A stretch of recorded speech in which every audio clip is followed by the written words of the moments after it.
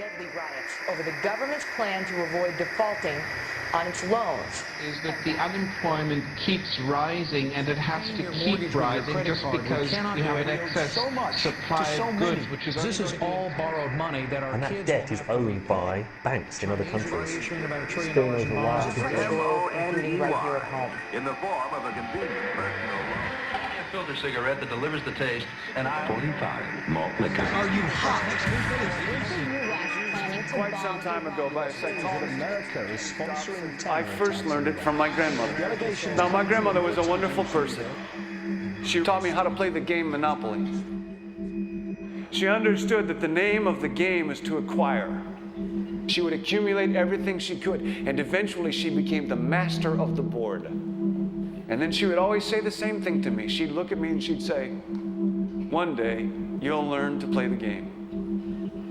One summer, I played Monopoly almost every day, all day long. And that summer, I learned to play the game. I came to understand the only way to win is to make a total commitment to acquisition. I came to understand that money and possessions, that's the way that you keep score. And by the end of that summer, I was more ruthless than my grandmother. I was ready to bend the rules if I had to win that game.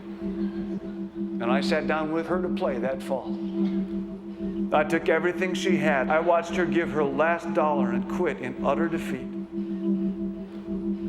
And then she had one more thing to teach me. Then she said, "Now it all goes back in the box." All those houses and hotels, all the railroads and utility companies, all that property and all that wonderful money. Now it all goes back in the box. None of it was really yours. You got all heated up about it for a while. But it was around a long time before you sat down at the board. And it will be here after you're gone. Players come and players go. Houses and cars, titles and clothes, even your body. Because the fact is that everything I clutch and consume and hoard is going to go back in the box, and I'm going to lose it all. You have to ask yourself, when you finally get the ultimate promotion, when you've made the ultimate purchase, when you buy the ultimate home, when you have stored up financial security and climbed the ladder of success to the highest rung you can possibly climb it, and the thrill wears off, and it will wear off, then what? How far do you have to walk down that road before you see where it leads? Surely you understand, it'll never be enough. So you have to ask yourself the question, what matters?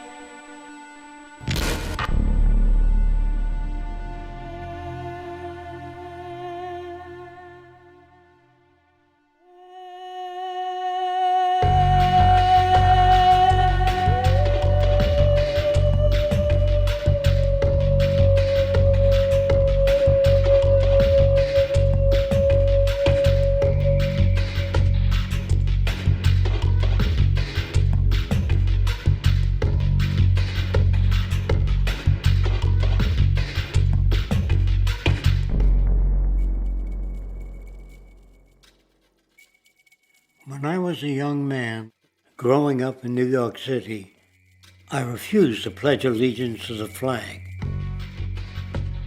Of course, I was sent to the principal's office, and he asked me, "Why don't you want to pledge allegiance?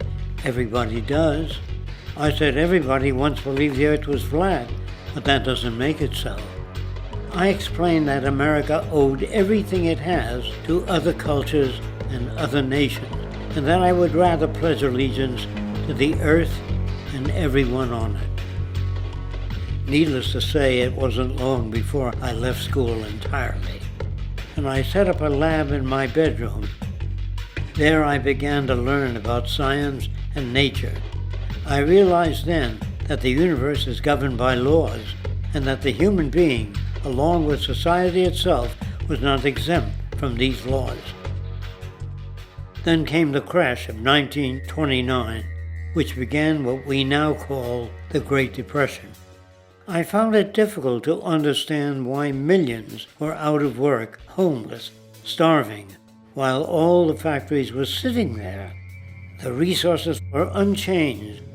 It was then that I realized that the rules of the economic game were inherently invalid.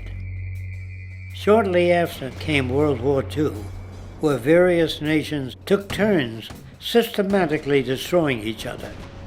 I later calculated that all the destruction and wasted resources spent on that war could have easily provided for every human need on the planet. Since that time, I have watched humanity set the stage for its own extinction. I have watched as the precious finite resources are perpetually wasted and destroyed in the name of profit and free markets. I have watched the social values of society be reduced into a base artificiality of materialism and mindless consumption. And I have watched as the monetary powers control the political structure of supposedly free societies. I'm 94 years old now, and I'm afraid my disposition is the same as it was 75 years ago. This shit's got to go.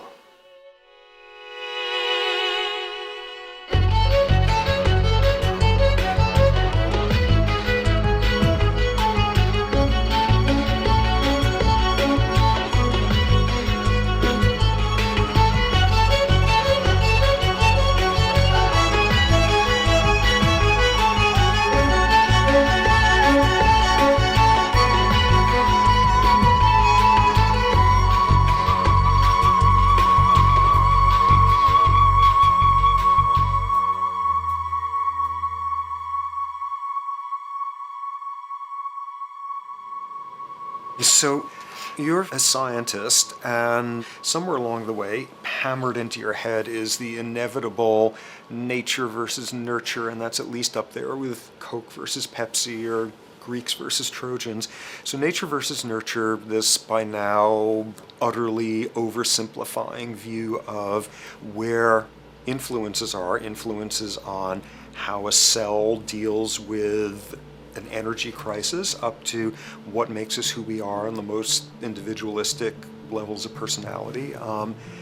And what you've got is this complete false dichotomy built around nature as deterministic. At the very bottom of all the causality of life is DNA and the code of codes and the Holy Grail, and everything is driven by it. And at the other end, a much more social science perspective, which is we are social organisms, and biology is for slime molds. Humans are free of biology, and obviously both views are nonsense.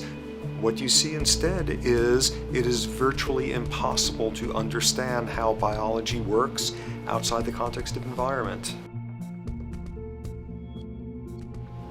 One of the most crazy-making yet widespread and potentially dangerous notions is, oh, that behavior is genetic.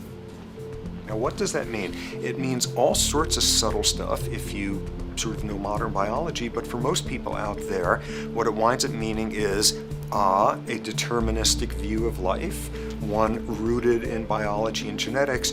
Genes equal things that can't be changed. Genes equal things that are inevitable and that you might as well not waste resources trying to fix, might as well not put societal energies into trying to improve because it's inevitable, it's unchangeable. And that is sheer nonsense.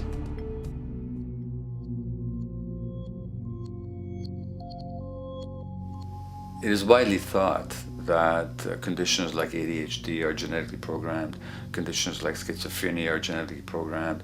The truth is the opposite. Nothing is genetically programmed. They're very rare diseases. I mean, a small handful, extremely sparsely represented in the population that are truly genetically determined. Most complex conditions might have a predisposition that is a genetic component, but a predisposition is not the same as a predetermination. The whole search for the source of diseases in the genome was doomed to failure before anybody even thought of it, because most diseases are not genetically predetermined. Heart disease, cancer, strokes, rheumatoid conditions, autoimmune conditions in general, mental health conditions, addictions, these are none of them genetically determined. Breast cancer, for example, out of 100 women with breast cancer, only 7 will carry the breast cancer genes.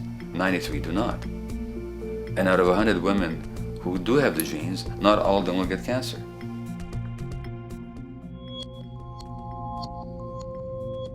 Genes are not just things that make us behave in a particular way regardless of our environment. Genes give us different ways of responding to our environment. And in fact, it looks as if some of the early childhood influences of a kind of child rearing affects gene expression, actually turning on and off different genes to put you on a different developmental track, which may suit the kind of world you've got to deal with. So, for example, a study done in Montreal with suicide victims looked at autopsies of the brains of these people. And it turned out that if a suicide victim, these are usually young adults, had been abused as children, the abuse actually caused a genetic change in the brain that was absent in the brains of people who had not been abused. That's an epigenetic effect. Epi means on top of, so that the epigenetic influence is what happens environmentally to either activate or deactivate certain genes. In New Zealand, there's a study that was done in a town called Dunedin, in which a few thousand individuals were studied from birth up to into their 20s. What they found was that they could identify a genetic mutation, an abnormal gene, which did have some relation to the predisposition to commit violence, but only if the individual had also been subjected to severe child abuse. In other words, a child with this abnormal gene would be no more likely to be violent than anybody else, and in fact, they actually had a lower rate of violence than people with normal genes, as long as they weren't abused as children. Great additional example of the ways in which genes are not be-all, end-all. Fancy technique where you can take a specific gene out of a mouse, that mouse and its descendants will not have that gene, you have knocked out that gene. So there's this one gene that codes for a protein that has something to do with learning and memory, and this fabulous demonstration, knock out that gene and you have a mouse that doesn't learn as well. Ooh, a genetic basis for intelligence. What was much less appreciated in that landmark study that got picked up by the media left and right is take those genetically impaired mice and raise them in a much more enriched, stimulating environment than your normal mice in a lab cage, and they completely overcame that deficit. So when one says in a contemporary sense that, oh, this behavior is genetic, to the extent that that's even a valid sort of phrase to use, what you're saying is there is a genetic contribution to how this organism responds to environment. Genes may influence the readiness with which an organism will deal with a certain environmental challenge. That's not the version most people have in their minds. And not to be too soapboxing, but run with the old sort of version of it's genetic, and it's not that far from a history of eugenics and things of that sort. It's a widespread misconception, and it's a potentially fairly dangerous one. One reason that the sort of biological explanation for violence, one reason that hypothesis is potentially dangerous, it's not just misleading, it can really do harm, is because if you believe that, you could very easily say, well, there's nothing we can do to change the predisposition people have to becoming violent. All we can do if somebody becomes violent is punish them, lock them up or execute them. But we don't need to worry about changing the social environment or the social preconditions that may lead people to become violent, because that's irrelevant. The genetic argument allows us the luxury of ignoring past and present historical and social factors. And in the words of Louis Menand, he wrote in the New Yorker, very astutely, he said, "It's all in the genes, an explanation for the way things are that does not threaten the way things are. Why should someone feel unhappy or engage in antisocial behavior when that person is living in the freest and most prosperous nation on earth? It can't be the system. There must be a flaw in the wiring somewhere," which is a good way of putting it. So the genetic argument is simply a cop-out, which allows us to ignore the social and economic and political factors that in fact underlie many troublesome behaviors.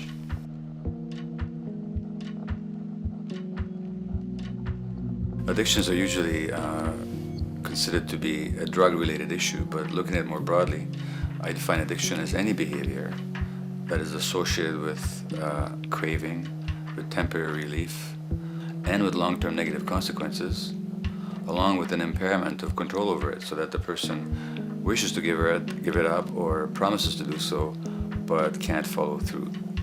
And when you understand that, then you can see that there are many more addictions than simply those related to drugs. So there's workaholism, there's addiction to shopping, to the internet, to video games.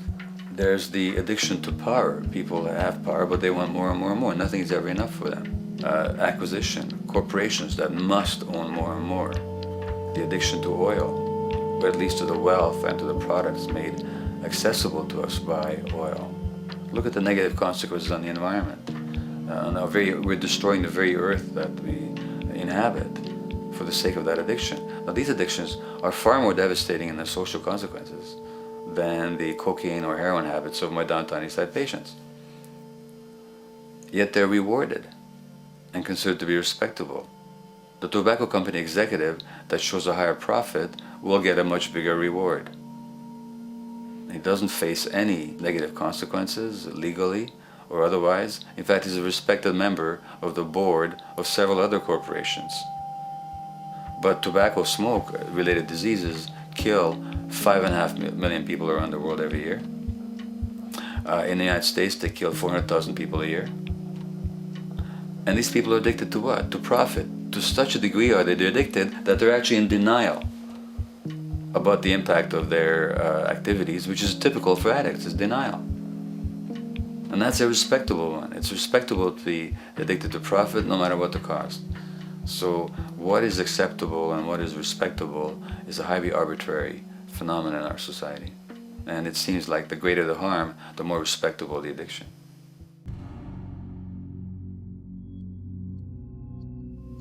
There's a general myth that drugs in themselves are addictive. In fact, the war on drugs is predicated on the idea that if you interdict the sources of drugs, you can deal with addiction that way. Now, if we understand addiction in a broader sense, we see that nothing in itself is addictive. No substance, no drug is by itself addictive, and no behavior is by itself addictive. Many people can go shopping without becoming shopaholics. Not everybody becomes a food addict. Not everyone who drinks a glass of wine becomes an alcoholic.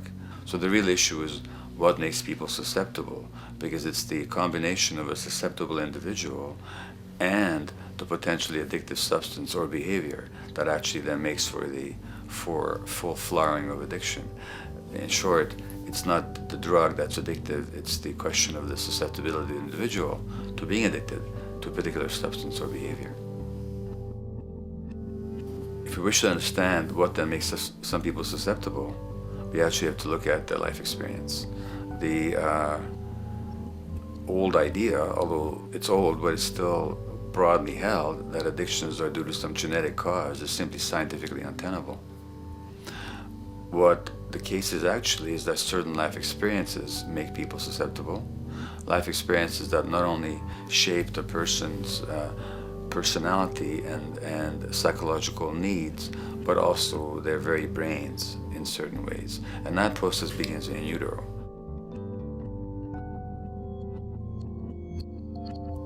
It's been shown, for example, that if you stress mothers during pregnancy, their children are more likely to have traits that predispose them to addictions.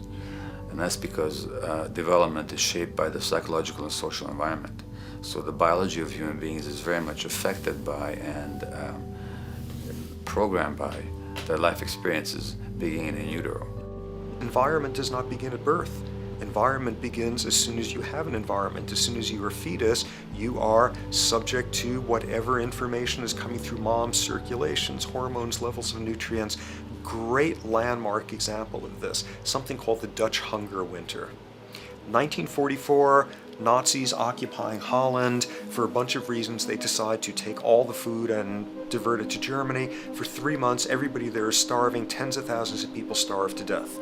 What the Dutch hunger winter effect is, if you were a second or third trimester fetus during the starvation, your body learned something very unique during that time. As it turns out, second, third trimester, something that your body is going about trying to learn about the environment is, well, how menacing of a place is it out there? How plentiful? How much nutrients am I getting by way of mom's circulation? Be a fetus who is starving during that time, and your body programs forever after to be really, really, really stingy with your sugar and fat, and what you do is you store every bit of it. Be a Dutch hunger winter fetus, and half a century later, everything else being equal, you are more likely to have high blood pressure, obesity, or metabolic syndrome. That is environment coming in a very unexpected place. You can stress animals in a laboratory when they're pregnant, and their offspring will be more likely to use cocaine and alcohol as adults. You can stress human mothers. For example, in a British study, women who are abused in pregnancy will have higher levels of the stress hormone cortisol in their placenta at birth, and their children are more likely to have conditions that predispose them to addictions by age 7 or 8. So in utero stress already prepares the ground for all kinds of mental health issues. Israeli study done prior on children born to mothers who were pregnant prior to the onset of the 1967 war. These women, of course, are very stressed, and their offspring have a higher incidence of schizophrenia than the average cohort. So there's plenty of evidence now that prenatal effects have a huge impact on the developing human being.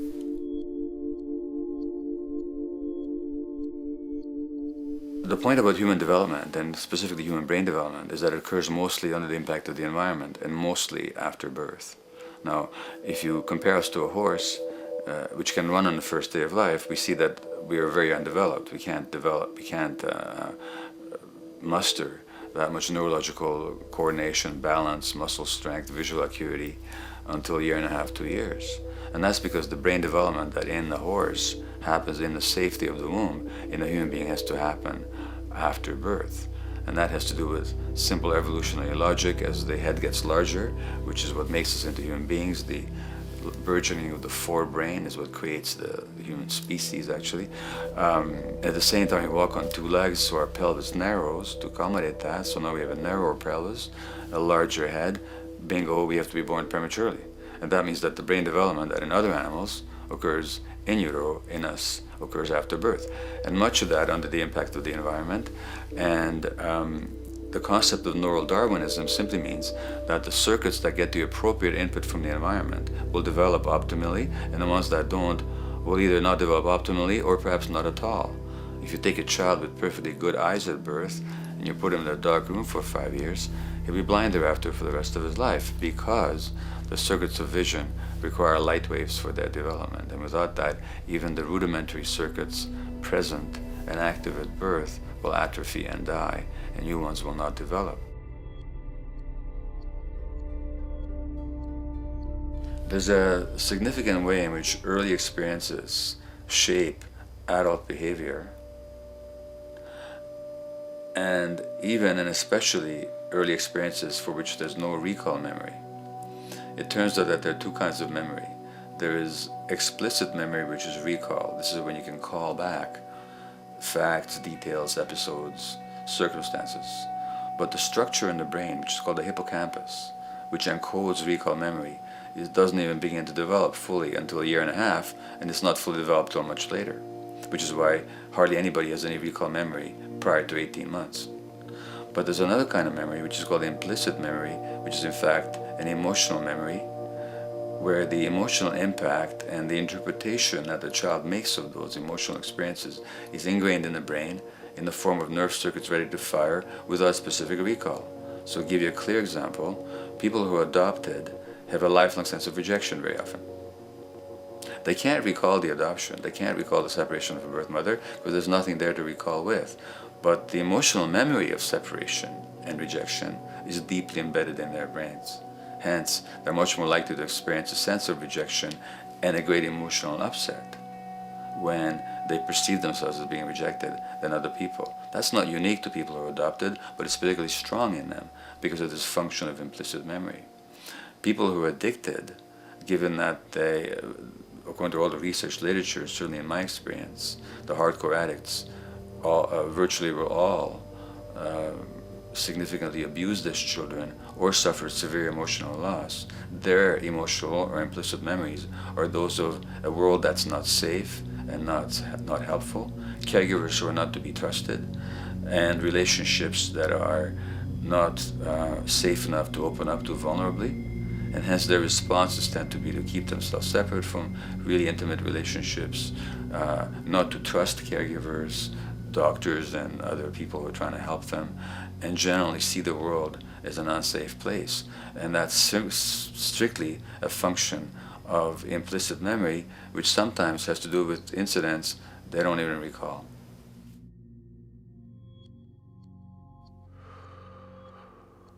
Infants who are born premature are often in incubators and various types of gadgetry and machinery for weeks and perhaps months. It's now known that if these children are touched and stroked on the back for just 10 minutes a day, that promotes their brain development. So human touch is essential for development. And in fact, infants who are never picked up will actually die. That's how much of a fundamental need being held is to human beings. In our society, there's an unfortunate tendency to tell parents not to pick up their kids, not to hold them, not to pick up babies who are crying for fear of spoiling them, or to encourage them to sleep through the night. You don't pick them up, which is just the opposite of what the child needs. And these children might go back to sleep because they give up and their brains just shut down as a way of defending against the vulnerability of being abandoned really by their parents. But their implicit memories will be that of a world that doesn't give a damn. A lot of these differences are structured very early in life. In a way, if you like, the parental experience of adversity, how tough life is or how easy it is passed on to children, whether through maternal depression or parents being bad-tempered with their kids because they've had a hard day or just being too tired at the end of the day. And these have very powerful effects, programming children's development, which we know a lot about now. But that's early sensitivity isn't just an evolutionary mistake. It exists again in many different species. Even seedlings, there's an early adaptive process to the kind of environment they're growing up in. But for humans, the adaptation is to the quality of social relations. And so early life, how nurturing or how much conflict, how much attention you get, is a taster of the kind of world you may be growing up in. Are you growing up in a world where you have to fight for what you can get, watch your back, fend for yourself, learn not to trust others? Or are you growing up in a society where you depend on reciprocity, mutuality, cooperation, where empathy is important, where your security depends on good relations with other people? And that needs a very different emotional and cognitive development. And that's what the early sensitivity is about. And parenting is almost, quite unconsciously, a system for passing on that experience to children of the kind of world they're in. The great British child psychiatrist D.W. Winnicott said that fundamentally two things can go wrong in childhood. One is when things happen that shouldn't happen, and then things that should happen but don't. And the first category is the traumatic and abusive and abandonment experiences of my downtown East Side patients and of many addicts. That's what shouldn't happen but did. But then there is the non-stressed, attuned, non-distracted attention of the parent that every child needs, that very often children don't get. They're not abused, they're not neglected, and they're not traumatized. But what should happen, the presence of the emotionally available, nurturing parent, just is not available to them because of the stresses in our society and the parenting environment. And the psychologist Alan Shore calls that proximal abandonment, when the parent is physically present, but emotionally absent. I have spent, roughly the last 40 years of my life working with the most violent people our society produces, murderers, rapists, and so on, in an attempt to understand what causes this violence. I discovered that the most violent of the criminals in our prisons had themselves been victims of a degree of child abuse that was beyond the scale of what I ever thought of applying the term child abuse to. I had no idea of the depth of the depravity with which children in our society are all too often treated. The most violent people I saw were themselves the survivors of their own attempted murder, often at the hands of their parents or other people in their social environment, or were the survivors of family members who'd been killed, their closest family members, by other people. The Buddha argued that everything depends on everything else. He says the one contains the many and the many contains the one. That you can't understand anything in isolation from its environment. The leaf contains the sun, the sky, and the earth, obviously.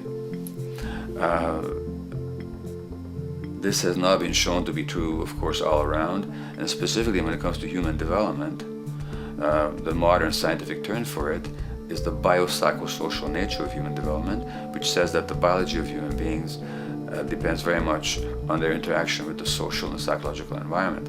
And specifically, the psychiatrist and researcher Daniel Siegel at the University of California, Los Angeles, UCLA, has coined the phrase interpersonal neurobiology, which means to say that the way that our nervous system functions depends very much on our personal relationships.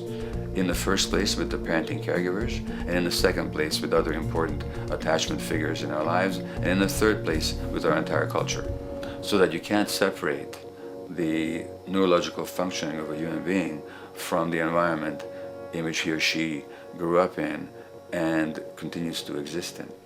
And this is true throughout the life cycle. It's particularly true when you're dependent and helpless and your brain is developing, but it's true even in adults and even at the end of life. Human beings have lived in almost every kind of society, from the most egalitarian, hunting and gathering societies seem to have been very egalitarian, for instance, based on food sharing, gift exchange. Small bands of people living predominantly off of foraging, but a little bit of hunting.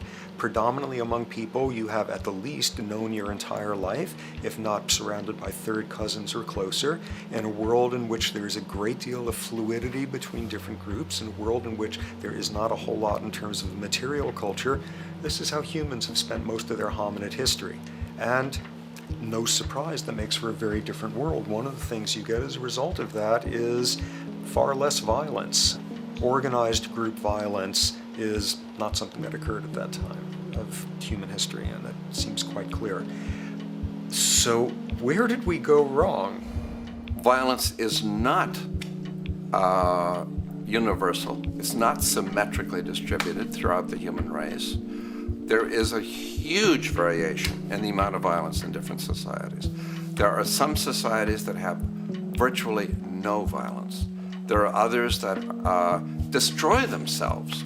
Some of the Anabaptist religious groups that are complete strict pacifists, like the Amish, the Mennonites, the Hutterites. Among some of these groups, the Hutterites, there are no recorded cases of homicide. During our major wars, like World War II, where people were being drafted, they would refuse to serve in the military. They would go to prison rather than serve in the military. In the kibbutzim in Israel, the level of violence is so low that the criminal courts there will often send violent offenders, people who've committed crimes, to live on the kibbutzim in order to learn how to live a nonviolent life, because that's the way people live there. So we are amply shaped by society. Our societies in the broader sense, including our theological, our metaphysical, our linguistic influences, etc., our societies help shape us as to whether or not we think life is basically about sin or about beauty, whether the afterlife will carry a price for how we live our lives or if it's irrelevant. In a broad sort of way, different large societies could be termed as individualistic or collectivist, and you get very different people and different mindsets, and I suspect different brains coming along with that. We in America are in one of the most individualistic of societies, and capitalism being a system that allows you to go higher and higher up a potential pyramid, and the deal is it comes with fewer and fewer safety nets.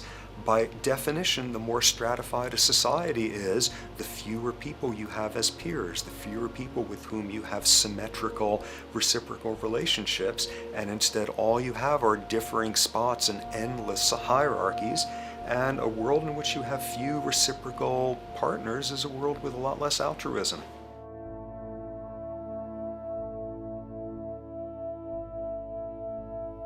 Alright, so this brings us to a total impossible juncture, which is to try to make sense in perspective of science as to what the nature is of human nature. You know, on a certain level, the nature of our nature is not to be particularly constrained by our nature. We come up with more social variability than any species out there, more systems of belief, of styles of family structures, of ways of raising children. The capacity for variety that we have is extraordinary. In a society which is predicated on competition and really very often the ruthless exploitation of one human being by another, the profiteering of other people's problems, and very often the creation of problems for the purpose of profiteering, the ruling ideology will very often justify that behavior by appeals to some fundamental and unalterable human nature. So the myth in our society is that people are competitive by nature, and that they're individualistic, and that they're selfish. The real reality is quite the opposite. We have certain human needs. The only way that you can talk about human nature concretely is by recognizing that there's certain human needs. We have a human need for companionship and for close contact, to be loved, to be attached to be accepted, to be seen, to be received for who we are. If those needs are met, we develop into people who are compassionate and cooperative and who have empathy for other people. So the opposite that we often see in our society is in fact the distortion of human nature, precisely because so few people have their needs met. So yes, you can talk about a human nature, but only in the sense of basic human needs that are instinctively evoked, or I should say certain human needs that lead to certain traits if they are met, and a different set of traits if they're denied. So, when we recognize the fact that the human organism, which has a great deal of adaptive flexibility, allowing us to survive in many different conditions, is also rigidly programmed for certain environmental requirements or human needs, a social imperative begins to emerge. Just as our bodies require physical nutrients, the human brain demands positive forms of environmental stimulus at all stages of development, while also needing to be protected from other negative forms of stimulus. And if things that should happen do not, or if things that shouldn't happen do, it is now apparent that the door can be opened for not only a cascade of mental and physical diseases, but many detrimental human behaviors as well. So as we turn our perspective now outward and take account for the state of affairs today, we must ask the question, is the condition we have created in the modern world actually supporting our health? Is the bedrock of our socioeconomic system acting as a positive force for human and social development and progress?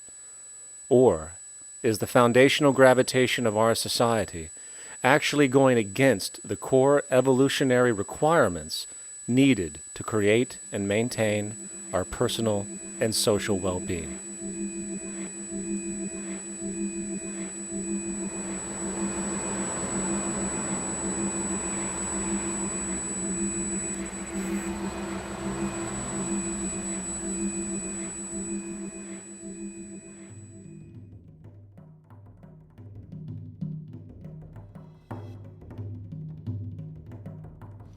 So one might ask, where did this all begin? What we have today, really a world in a state of cumulative collapse. You get it started with John Locke. And John Locke introduces property, and he has three provisos for just private right and property. And the three provisos are that there must be enough left over for others, and that you must not let it spoil, and that you, most of all, must mix your labor with it. It seems justified. You mix your labor with the world, then you're entitled to the product, and as long as there's enough left over for others, and as long as it doesn't spoil, you don't allow anything to go to waste, that's okay. Well, he spends a long time of his famous treatise of government, and it's since been the canonical text for economic and political and legal understanding. Is still at the classic text of study. Well, what he did is, after he gives the provisos, and you're almost thinking at the time whether you're for private property or not, he's given a very good and plausible and powerful defense of private property here. Well, he drops them. He drops them like that, right in one sentence. He says, well, once the introduction of money came in by men's tacit consent, then it became, and he doesn't say all the provisos are canceled, erased, but that's what happens. So now we have not product and your property earned by your own labor. Oh no, money buys labor now. There's no longer consideration of whether there's enough left over for others. There's no longer consideration of whether it spoils, because he says, well, money's like silver and gold can't spoil, therefore monies can't be responsible for waste, which is ridiculous. We're not talking about money and silver, we're talking about what its effects are. It's one non sequitur after another. Just the most startling logical legerdemain that he gets away with here. But it fits the interests of capital owners. Then Adam Smith comes along, and what he adds is the religion to this. Locke started with God made it all this way. This is God's right. And now we get also with Smith coming along, he says it's not only God's, I mean, he's not saying this, but this is what's happening philosophically in principle. He's saying it's not only a question of private property, that's all now presupposed, is given. And that there's money investors that buy labor, given. That there's no limit to how much they can buy of other men's labor, how much they can accumulate, how much inequality, that's all given now. And so he comes along, and what his big idea is, and again, it's just introduced in parentheses, en passant. You know, when people put out the goods for sale and others, you know, the supply, and other people buy them with the demand and so forth, how do we have supply equaling demand or demand equaling supply? How can they come into equilibrium? And that is one of the central notions of economics, is how do they come into equilibrium? And he says it's the invisible hand of the market. that brings them into equilibrium. So now we have God is actually immanent. He just didn't give the rights to property and how, all its wherewithal and its natural rights of doing all that Locke said. Now we have the system itself as God. In fact, Smith says, when he talks, and you'll never find this quoted, you'll have to read the whole of the Inquiry into the Wealth of Nations. He says, the scantiness of subsistence sets limits to the reproduction of the poor, and that nature can deal with this in no other way than elimination of their children. So he anticipated evolutionary theory in the worst sense. This is well before Darwin. And so he called them the race of laborers. So you can see there was inherent racism built in here. There was an inherent acceptance, life blindness to kill innumerable children. And he thought, well, that's the invisible hand making supply meet demand and demand meet supply. So see how wise God is. So you can see a lot of the really virulent, life-destructive, eco-genocidal things that are going on now have, in a way, a thought gene back in Smith too.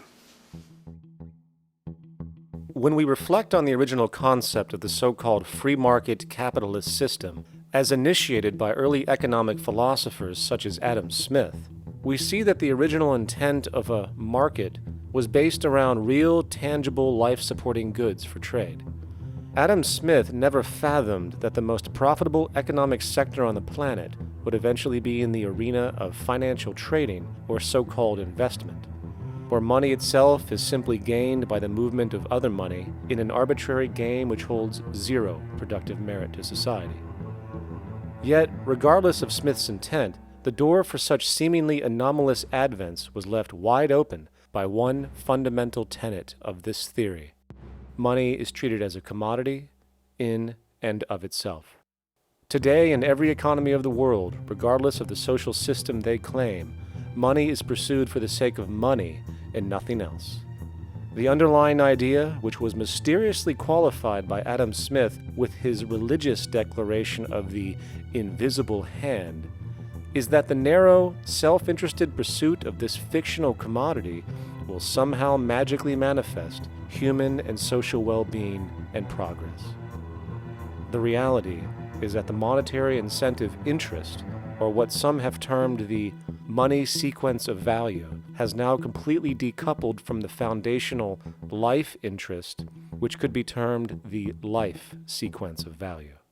What has happened is that there's a complete confusion in economic doctrine between those two sequences. They think that the money sequence of value delivers the life sequence of value, and that's why they say if more goods are sold, if GDPs rise and so forth, therefore there'll be more well-being, enhanced well-being. We take the GDP to be basically our indicator of social health.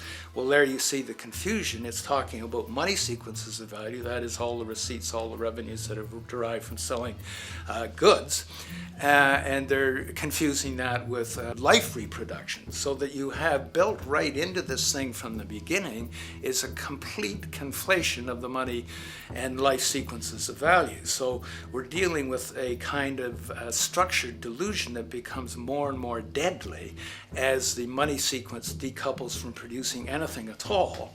So it's a system disorder, and the system disorder seems to be fatal.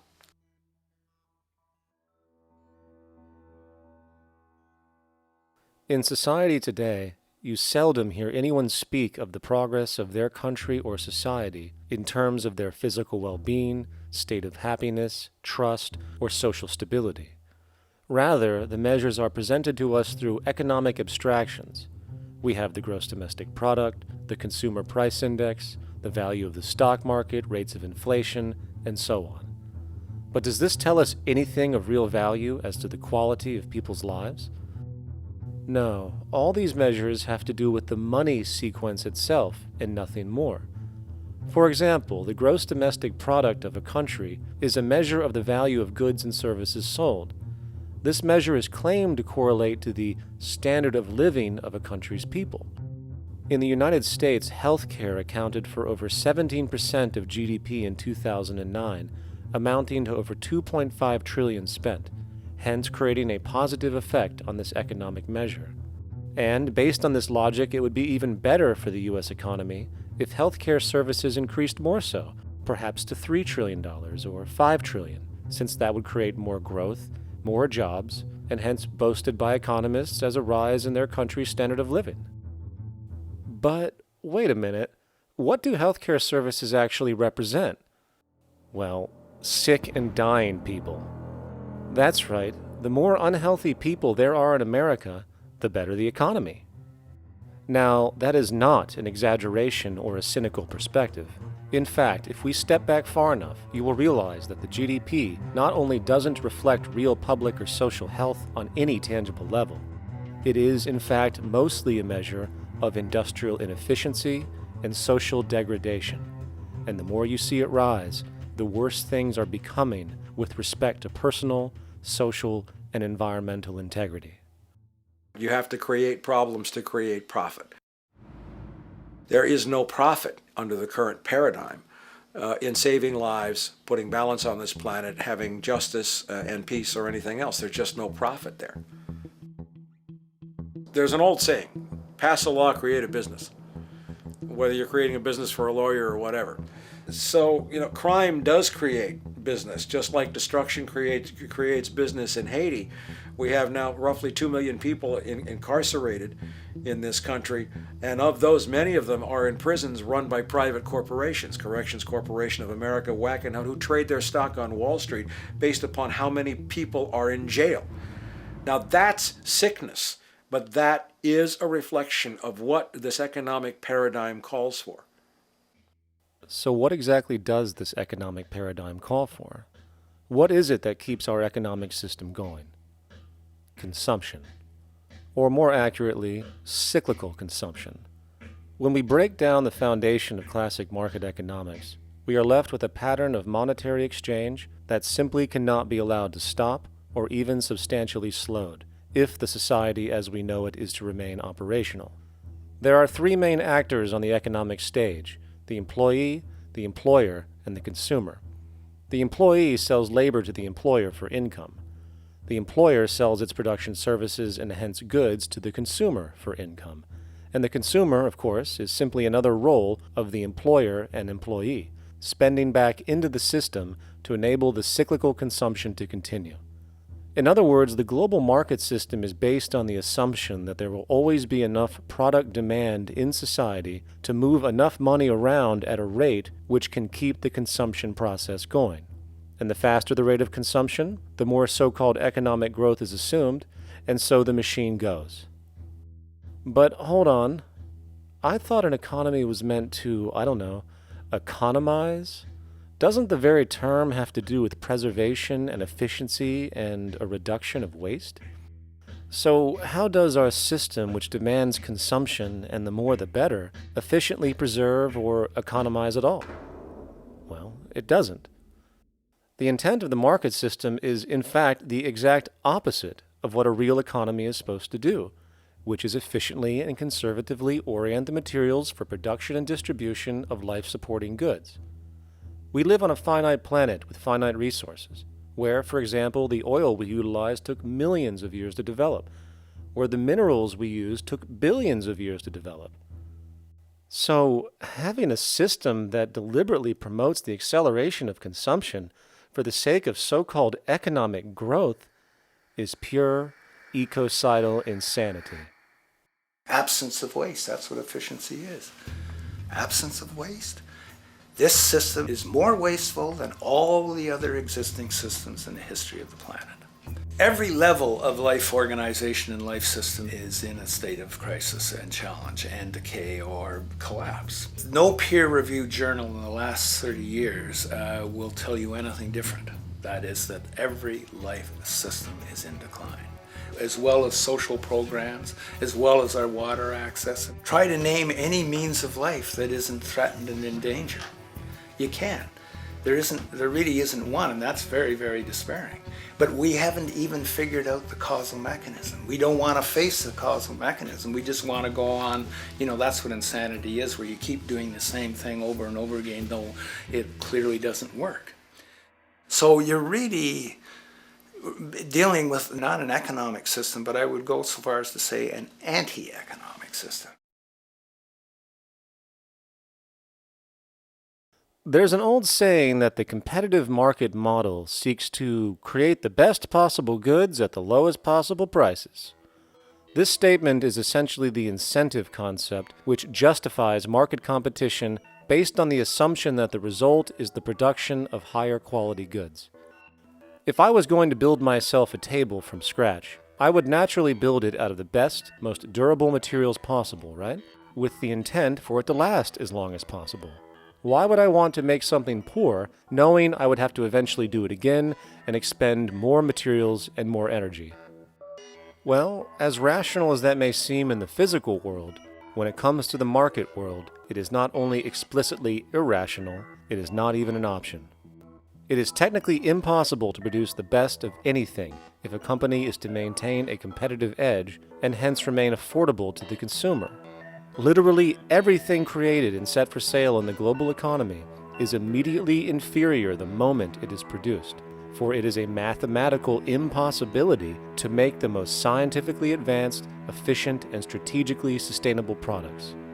This is due to the fact that the market system requires that cost efficiency, or the need to reduce expenses, exist at every stage of production, from the cost of labor to the cost of materials and packaging, and so on. This competitive strategy, of course, is to make sure the public buys their goods rather than from a competing producer, which is doing the exact same thing to also make their goods both competitive and affordable. This immutably wasteful consequence of the system could be termed intrinsic obsolescence. However, this is only one part of a larger problem. A fundamental governing principle of market economics, one that you will not find in any textbook, by the way, is the following. Nothing produced can be allowed to maintain a lifespan longer than what can be endured in order to continue cyclical consumption. In other words, it is critical that stuff break down, fail, and expire within a certain amount of time. This is termed planned obsolescence. Planned obsolescence is the backbone of the underlying market strategy of every goods-producing corporation in existence.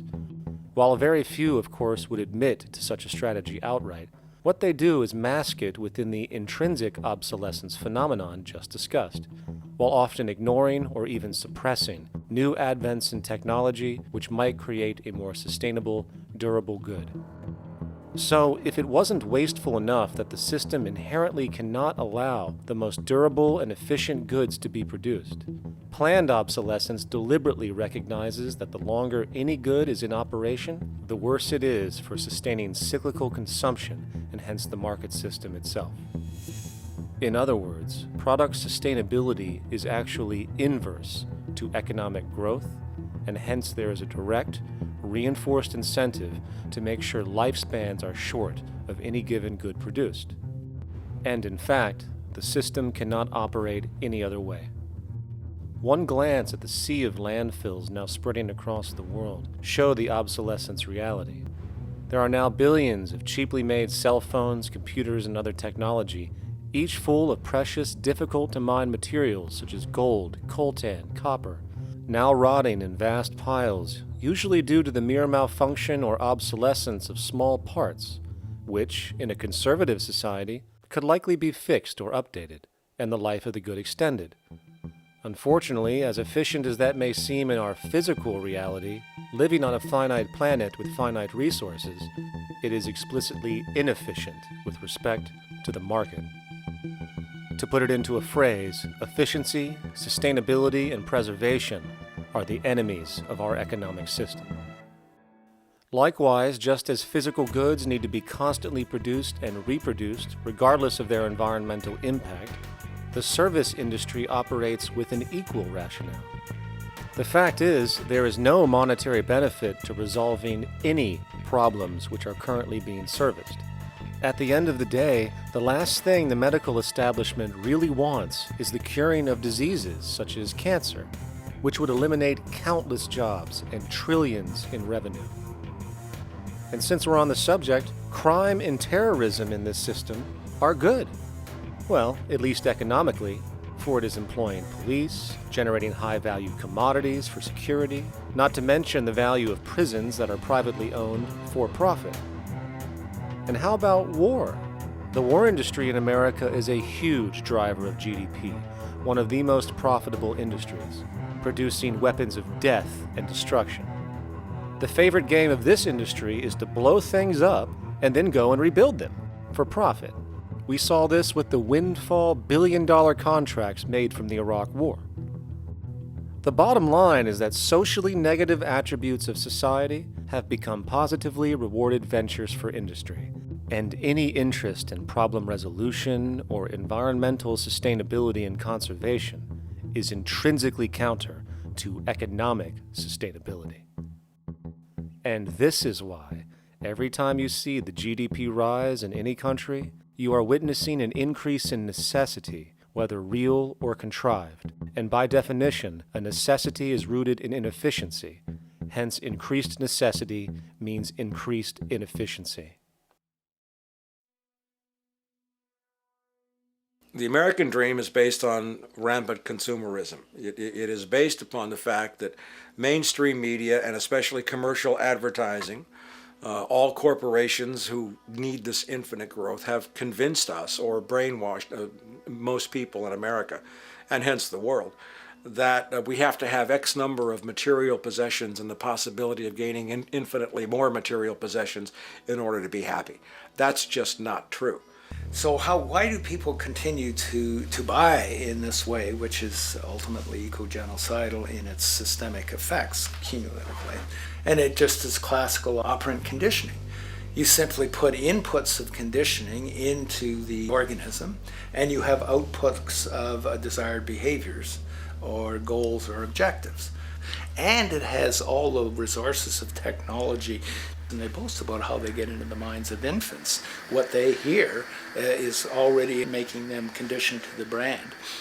Then you see, well, that's how people have been such fools. In a way, they've been taught to be fools. It's a value system disorder. You know, if there is any testament to the plasticity of the human mind, if there is any proof to how malleable human thought is and how easily conditioned and guided people can become based on the nature of their environmental stimulus and what it reinforces, the world of commercial advertising is the proof. You have to stand in awe at the level of brainwashing where these programmed robots known as consumers wander the landscape only to walk into a store and spend, say, $4,000 on a handbag that likely costs $10 to make in a sweatshop overseas, only for the brand status it supposedly represents in the culture. Or perhaps the ancient communal traditions which increased trust and cohesiveness in society, which have now been hijacked by acquisitive, materialistic values, where now annually we exchange useless crap a few times a year. And we might wonder why so many today have a compulsion to shopping and acquisition, when it is clear that they have been conditioned from childhood to expect material goods as a sign of their status with friends and family. The fact is, the foundation of any society are the values that support its operation, and our society, as it exists, can only operate if our values support the conspicuous consumption it requires to continue the market system. 75 years ago, consumption in America and much of the First World was half of what we see today per person. Today's new consumer culture has been manufactured and imposed due to the very real need for higher and higher levels of consumption. And this is why most corporations now spend more money on advertising than the actual process of product creation itself. They work diligently to create a false need for you to fill, and it happens to work. Economists are in fact not economists at all. They're propagandists of money value. And you'll find that all their models basically get down to token exchanges that are to the profit of one side or both sides or whatever, but they're completely disconnected from the actually existing world of reproduction. In Ohio, an old man failed to pay his electric bill. You may be familiar with the case. And the electric company turned off the electricity and he died. The reason they turned it off was because it wouldn't have been profitable for them to keep it on because he didn't pay his bill. Do you believe that was right? The responsibility really lies not on the electric company for turning it off, but on those of this man's neighbors and friends and associates who are not charitable enough to enable him as an individual to meet the electric bill. Did I hear that right? Did he just say the death of a man caused by not having money was the responsibility of other people, or in effect, charity? Well then, I guess we're going to need a whole lot of infomercials, little miserable coin slot donations for bodega counters, and a bunch of pickle jars for the billion people now starving to death on this planet because of the very system Milton Friedman promotes. Whether you are dealing with the philosophies of Milton Friedman, F.A. Hayek, John Maynard Keynes, Ludwig von Mises, or any other major market economist, the basis of rationale rarely leaves the money sequence. It is like a religion. Consumption analysis, stabilization policies, deficit spending, aggregate demand. It exists as a never-ending, self-referring, self-rationalizing circle of discourse where universal human need, natural resources, or any form of physical life-supporting efficiency is ruled out by default and replaced by the singular notion that humans seeking advantage over each other for money alone, motivated by their own narrow self-interest, will magically create a sustainable, healthy, balanced society. There is no life coordinate in this whole theory, this whole doctrine. What are they doing? What are they doing? What they're doing is tracking money sequences. That's all it is tracking money sequences, presupposing everything that matters. One, that there's no life coordinates. Wow, no life coordinates. Two, that all the agents are self-maximizing preference seekers. That is, they think of nothing other than themselves and what they can get most for themselves. That's the notion, that's the ruling notion of rationality. Self-maximizing choice. And the only thing that they're interested in self-maximizing is money or commodities. Well, where does social relations come in? It doesn't, except in the exchange to self-maximize. Where do our natural resources come in? They don't, except to exploit. Where does the family come in as being able to survive? It doesn't. They have to have money in order to purchase any good.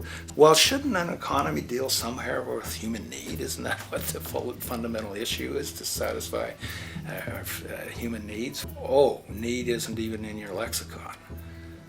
You dissolve it into wants. And what is a want? That means money demand that wants to buy. Well, if it's money demand that wants to buy, it's got nothing to do with need, because it may be the person has no money demand and desperately needs, say, water supply. Or it may be money demand wants a gold toilet seat. Well, where does it all go? To the gold toilet seat. And you call this economics? Like, it's really, when one thinks of it, it's got to be the most bizarre delusion in the history of human thought. Now, so far we have focused on the market system, but this system is actually only one half of the global economic paradigm. The other half is the monetary system. While the market system deals with the interaction of people gaming for profit across the spectrum of labor, production, and distribution, the monetary system is an underlying set of policies set by financial institutions which create conditions for the market system, among other things. It includes terms we often hear, such as interest rates, loans, debt, the money supply, inflation, etc. And while you might want to pull your hair out listening to the gibberish coming from the monetary economists, modest preemptive actions can obviate the need of more drastic actions at a later date. The nature and effect of this system is actually quite simple. Our economy has, or the global economy has, three basic things that govern it. One is fractional reserve banking, banks printing money out of nothing. It's also based upon compound interest. When you borrow money, you have to pay back more than you borrowed, which means that you, in effect, create money out of thin air, again, which has to be serviced by creating still more money. We live in an infinite growth paradigm. The economic paradigm we live in now is a Ponzi scheme. It's nothing grows forever. It's not possible. As a great psychologist James Hillman wrote, the only thing that grows in a human body after a certain age is cancer. It's not just the amount of money that has to keep growing, it's the amount of consumers. Consumers to borrow money at interest to generate more money, and obviously that's not possible on a finite planet. People are basically vehicles to just create money, which must create more money to keep the whole thing from falling apart, which is what's happening right now.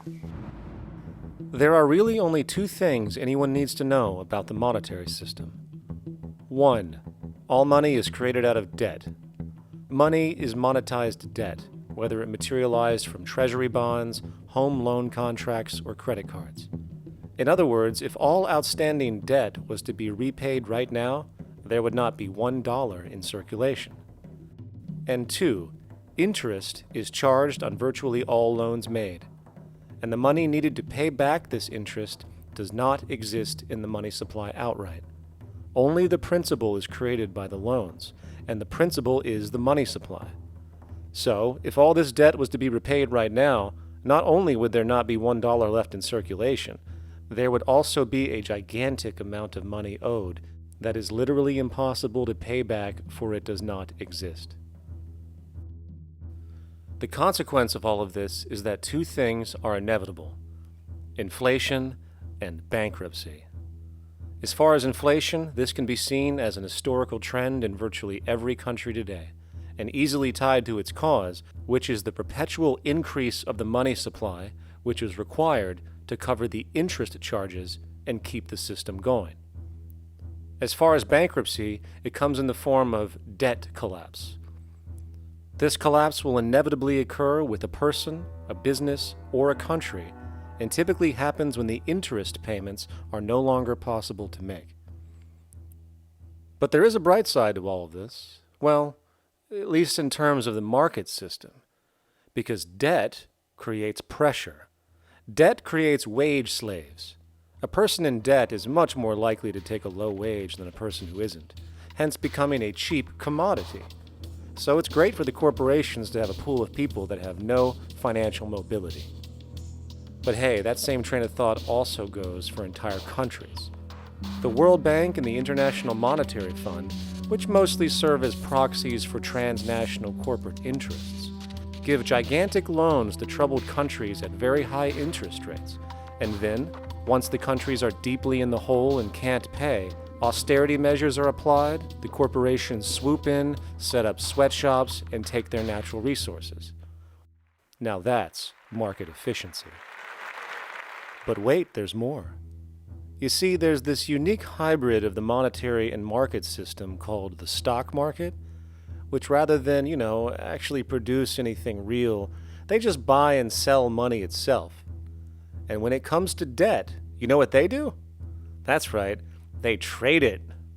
They actually buy and sell debt for profit, from credit default swaps and collateralized debt obligations for consumer debt, to complex derivative schemes used to mask the debt of entire countries, such as the collusion of investment bank Goldman Sachs in Greece, which nearly collapsed the entire European economy. So when it comes to the stock market and Wall Street, we have an entirely new level of insanity born out of the money sequence of value. All you need to know about markets was written in an editorial in the Wall Street Journal a couple years ago. It was called Lessons of the Brain-Damaged Investor. And in this editorial, they explain why people with slight brain damage do better as investors than people with normal brain functionality. Why? Because the slightly brain damaged person has no empathy. And that's the key. If you don't have any empathy, you do well as an investor. And so Wall Street breeds people who have no empathy, to go in there and to make decisions and make trades that they have no compunction about and no thought whatsoever as to what they're doing might affect their fellow human being. So they breed these robots, these people who have no souls. And since they don't even want to pay these people anymore, they're now breeding robots, real algorithmic traders. Goldman Sachs and the high-frequency trading scandal. They put a computer next to the exchange, the New York Stock Exchange. This computer, this co-located computer, as they call it, it front runs all the trades on the exchange, and it hits the exchange with volumes of orders in ways that scalp pennies and nickels away from the exchange. It's like they're siphoning money all day long. They went one quarter last year, 30 or 60 straight days without a single down day and made millions of dollars every single day. Is that because, well, that's statistically impossible. When I worked on Wall Street, the way it works is everyone kicks upstairs the bribes. The brokers bribe to the office manager bribes to the regional sales manager bribes to the national sales manager. It's a common understanding. At Christmas, who gets the biggest bonus at Christmas in an average brokerage office? The compliance officer. The compliance officer sits there all day long. He's supposed to be making sure you don't violate any of the margin rules and you're complying with the law. Of course, yeah, to the extent that you can bribe the compliance officer, yeah, that's right, you are complying with the law. So how does fraud has become the system? It's no longer a byproduct. It is the system. You know, it's like that old Woody Allen joke. He says, "Doctor, my brother thinks he's a chicken." And the doctor says, "Take a pill, and that should cure the problem." And he says, "No, doctor, you don't understand. We need the eggs." Okay? So the trading of fraudulent claims back and forth between banks to generate fees, to generate bonuses, has become the GDP producing growth engine of the United States economy, even though they're essentially trading fraudulent claims that there's absolutely no hope of ever paying back.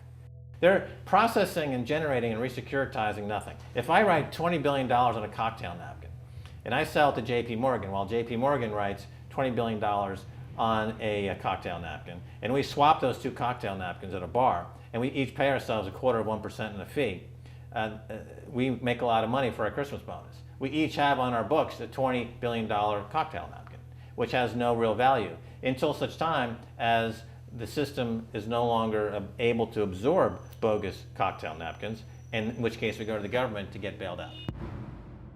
And because of Wall Street and the global stock market, there are now conservatively about $700 trillion of outstanding fraudulent claims known as derivatives, still waiting to collapse, a value amounting to over 10 times the gross domestic product of the entire planet.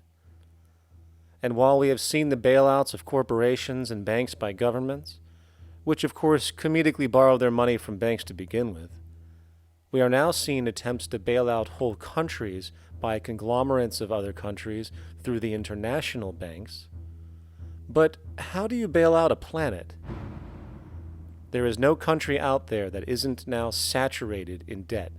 The cascade of sovereign debt defaults we have seen can only be the beginning when the math is taken into account. It has been estimated in the United States alone that income tax would need to be raised to 65% per person just to cover the interest in the near future. Economists are now foreshadowing that within a few decades, 60% of the countries on the planet will be bankrupt. But hold on, let me get this straight. The world is going bankrupt, whatever the hell that means, because of this idea called debt, which doesn't even exist in the physical reality. It's only part of a game that we've invented. And yet the well-being of billions of people is now being compromised. Extreme layoffs, tent cities, accelerating poverty, austerity measures imposed, schools shutting down, child hunger, and other levels of familial deprivation, all because of this elaborate fiction. What are we, fucking stupid? Hey, Mars, my man. Help a brother out, huh? Grow up, kid.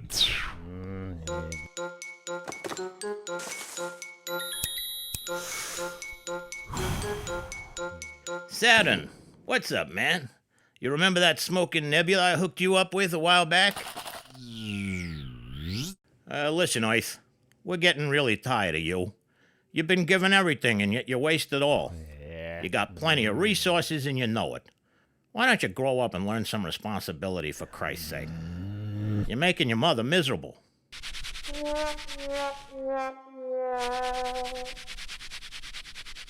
You're on your own, pal. Yeah, whatever.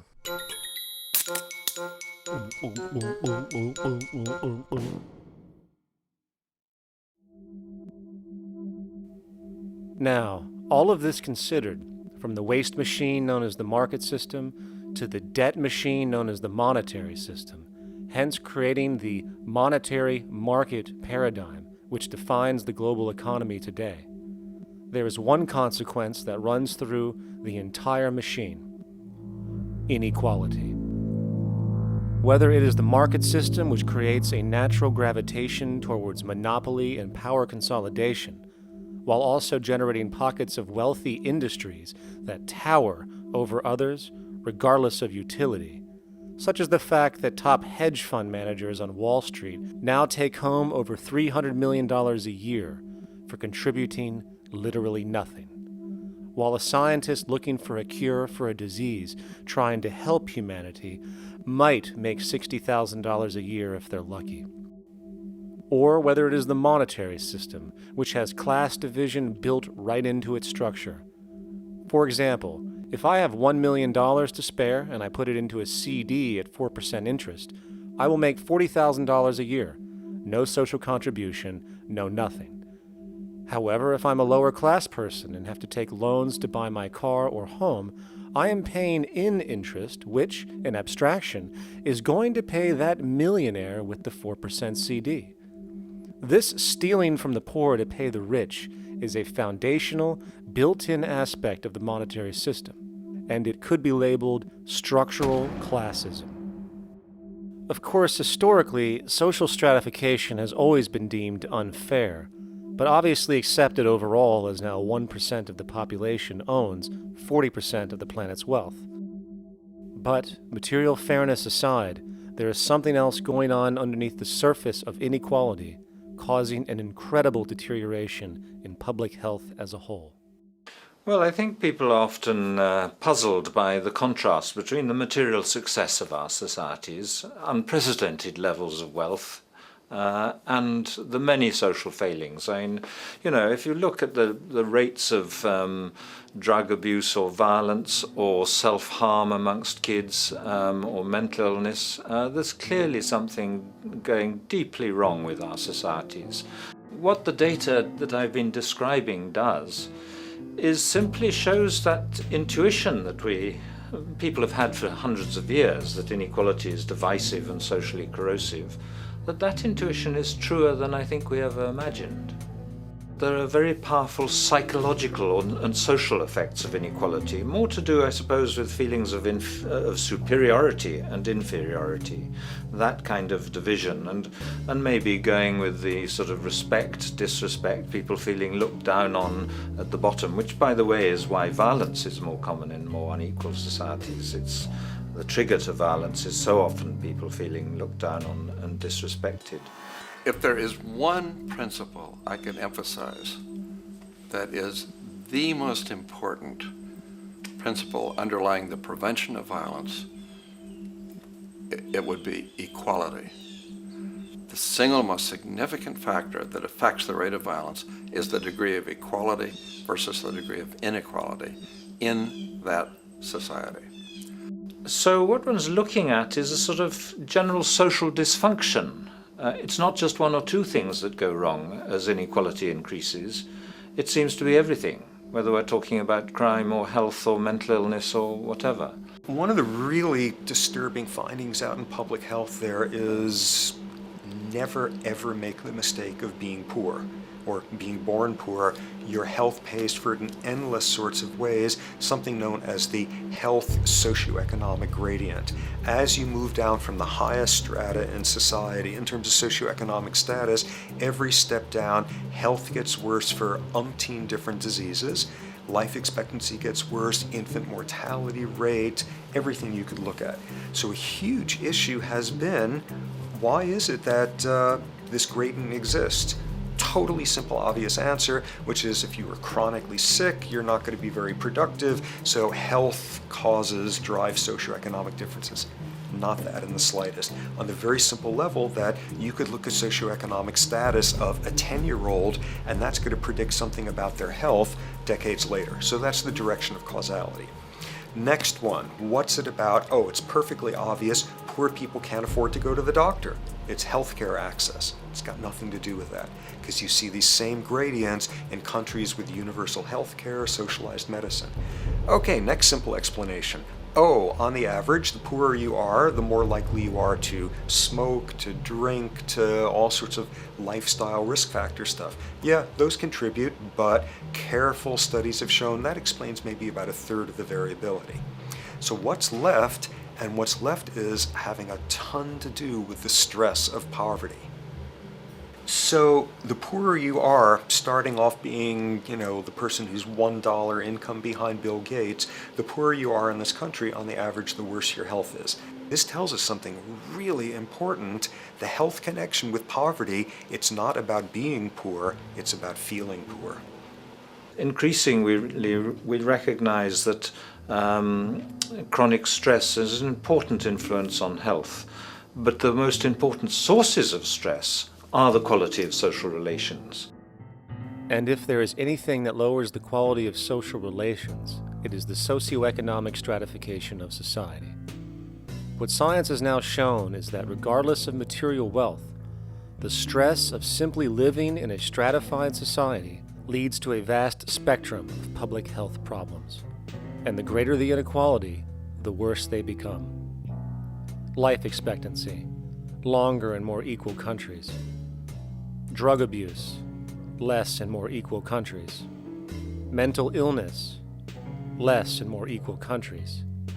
Social capital, meaning the ability of people to trust each other, naturally greater in more equal countries. Educational scores, higher in more equal countries. Homicide rates, less in more equal countries. Crime and rates of imprisonment, less in more equal countries. It goes on and on. Infant mortality, obesity, teen birth rate, less in more equal countries. And perhaps most interesting, innovation, greater in more equal countries, which challenges the age-old notion that a competitive, stratified society is somehow more creative and inventive. Moreover, a study done in the UK called the Whitehall Study confirmed that there is a social distribution of disease as you go from the top of the socioeconomic ladder to the bottom. For example, it was found that the lowest rungs of the hierarchy had a 4-fold increase of heart disease-based mortality compared to the highest rungs. And this pattern exists irrespective of access to health care. Hence, the worse a person's relative financial status, the worse their health is going to be on average. This phenomenon is rooted in what could be termed psychosocial stress, and it is at the foundation of the greatest social distortions plaguing our society today. Its cause? The monetary market system.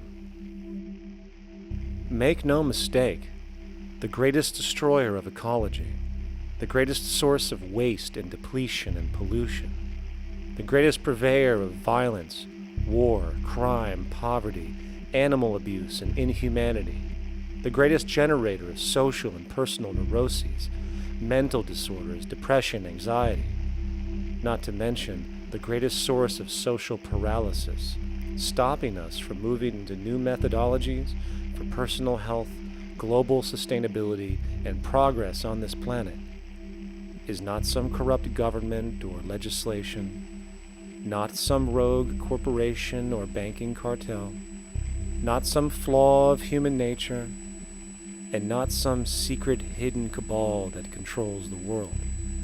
It is, in fact, the socioeconomic system itself at its very foundation.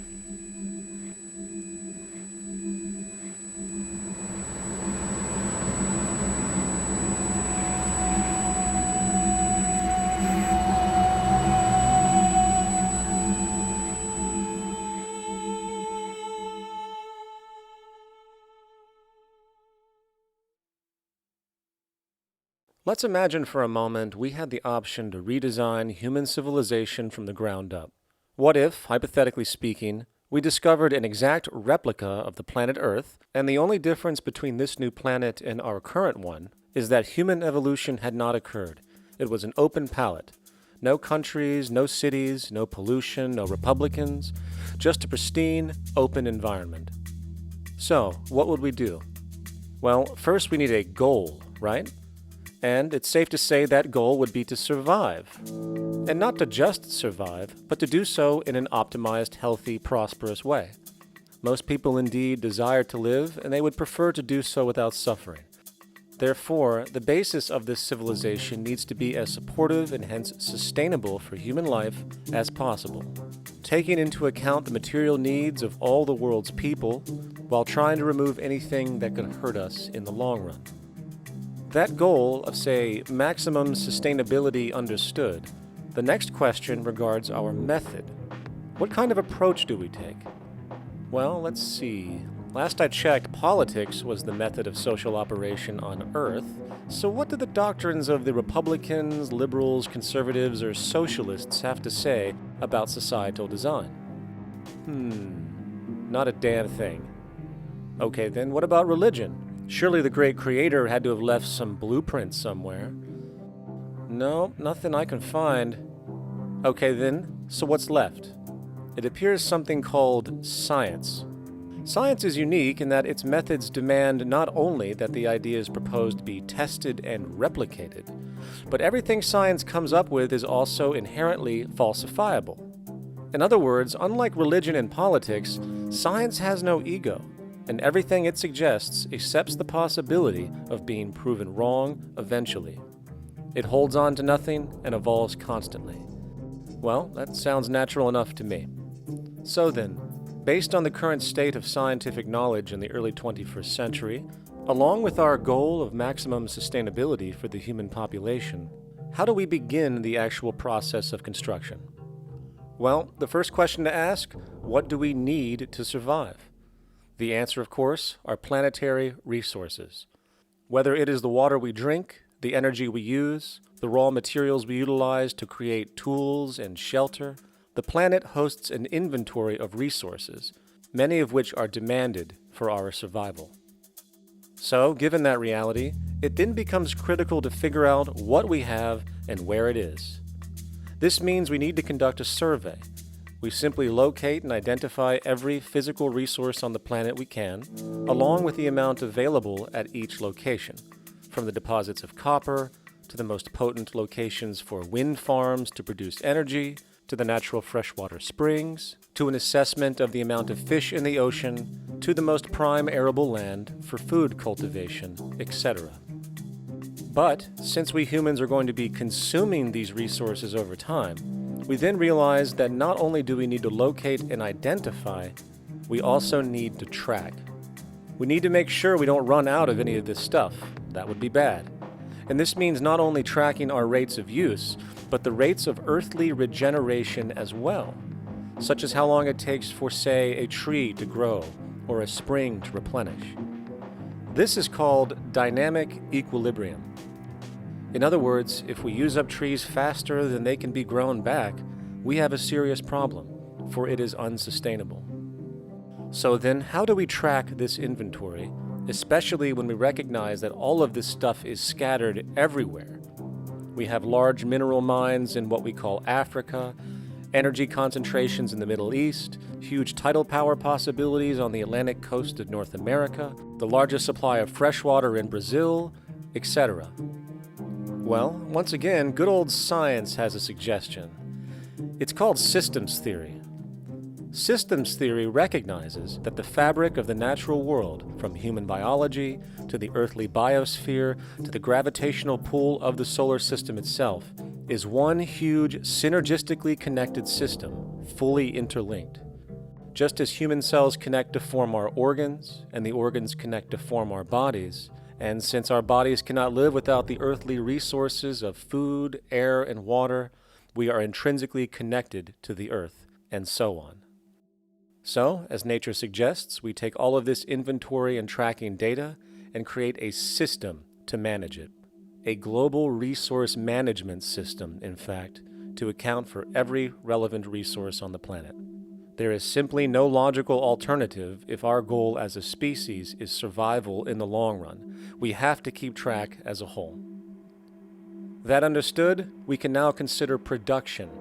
How do we use all this stuff? What will our process of production be, and what do we need to consider to make sure it is as optimized as possible to maximize our sustainability? Well, the first thing that jumps right out at us is the fact that we need to constantly try and preserve. The planet's resources are essentially finite, so it is important that we be strategic. Strategic preservation is key. The second thing we recognize is that some resources are really not as good as others in their performance. In fact, some of this stuff, when put into use, has a terrible effect on the environment, which invariably hinders our own health. For example, oil and fossil fuels, no matter how you cut it, release some pretty destructive agents into the environment. Therefore, it is critical we do our best to use such things only when we really have to, if at all. Fortunately for us, we see a ton of solar, wind, tidal, wave, heat differential, and geothermal possibilities for energy production, so we can strategize objectively about what we use and where to avoid what could be called negative retroactions, or anything that results from production or use that damages the environment and hence ourselves. We will call this strategic safety to couple in with our strategic preservation. But production strategies do not stop there. We are going to need an efficiency strategy for the actual mechanics of production itself. And what we find is that there are roughly 3 specific protocols we must adhere to. 1. Every good we produce must be designed to last as long as possible. Naturally, the more things break down, the more resources we are going to need to replace them, and the more waste produced. 2. When things do break down or are no longer usable for whatever reason, it is critical that we harvest or recycle as much as we possibly can. So the production design must take this into account directly at the very earliest stages. 3. Quickly evolving technologies, such as electronics, which are subject to the fastest rates of technological obsolescence, would need to be designed to foreshadow and accommodate physical updates. The last thing we want to do is throw away an entire computer system just because it has only one broken part or is outdated. So we simply design the components to be easily updated, part by part, standardized and universally interchangeable, foreshadowed by the current trend of technological change. And when we realize that the mechanisms of strategic preservation, strategic safety, and strategic efficiency are purely technical considerations, devoid of any human opinion or bias, we simply program these strategies into a computer which can weigh and calculate all the relevant variables, allowing us to always arrive at the absolute best method for sustainable production based on current understandings. And while that might sound complex, all it is a glorified calculator. Not to mention such multivariate decision-making and monitoring systems are already used across the world today for isolated purposes. It is simply a process of scaling it out. So, now we not only have our resource management system, but also a production management system, both of which are easily computer automated to maximize efficiency, preservation, and safety. The informational reality is that the human mind, or even a group of humans, cannot track what needs to be tracked. It must be done by computers, and it can be. And this brings us to the next level, distribution. What sustainability strategies make sense here? Well, since we know that the shortest distance between 2 points is a straight line, and since energy is required to power transport machines, the less transport distance, the more efficient. Producing goods in one continent and shipping them over to another only makes sense if the goods in question simply cannot be produced in the target area. Otherwise, it is nothing but wasteful. We must localize production so distribution is simple, fast, and requires the least amount of energy. We'll call this the proximity strategy, which simply means we reduce the travel of goods as much as possible, whether raw materials or finished consumer products. Of course, it might also be important to know what goods we are transporting and why, and this falls under the category of demand. And demand is simply what people need to be healthy and to have a high quality of life. The spectrum of material human needs range from core life-supporting necessities, such as food, clean water, shelter, to social and recreational goods, which allow for relaxation and personal social enjoyment, both important factors in human and social health overall. So, very simply, we take another survey. People describe their needs, demand is assessed, and production begins based on that demand. And since the level of demand of different goods will naturally fluctuate and change around different regions, we need to create a demand distribution tracking system, so to avoid overruns and shortages. Of course, this idea is old news. It is used in every major store chain today to make sure they keep up with their inventory. Only this time we are tracking on a global scale. But, wait a minute, we really can't fully understand demand if we don't account for the actual usage of the good itself. Is it logical and sustainable for every single human to, say, have one of everything made, regardless of their usage? No. That would be simply wasteful and inefficient. If a person has a need for a good, but that need is only for, say, 45 minutes a day on average, it would be much more efficient if that good was made available to them and to others when needed. Many forget that it isn't the good that they want, it is the purpose of that good. When we realize that the good itself is only as important as its utility, we see that external restriction, or what we might call today ownership, is extremely wasteful and environmentally illogical in a fundamental economic sense.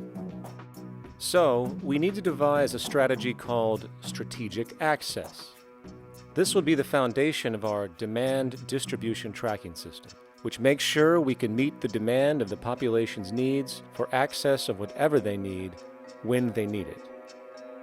And as far as physically obtaining the goods, centralized and regional access centers all make sense for the most part, placed in close proximity to the population, and a person would simply come in, take the item, use it, and when finished, return it when it is no longer needed.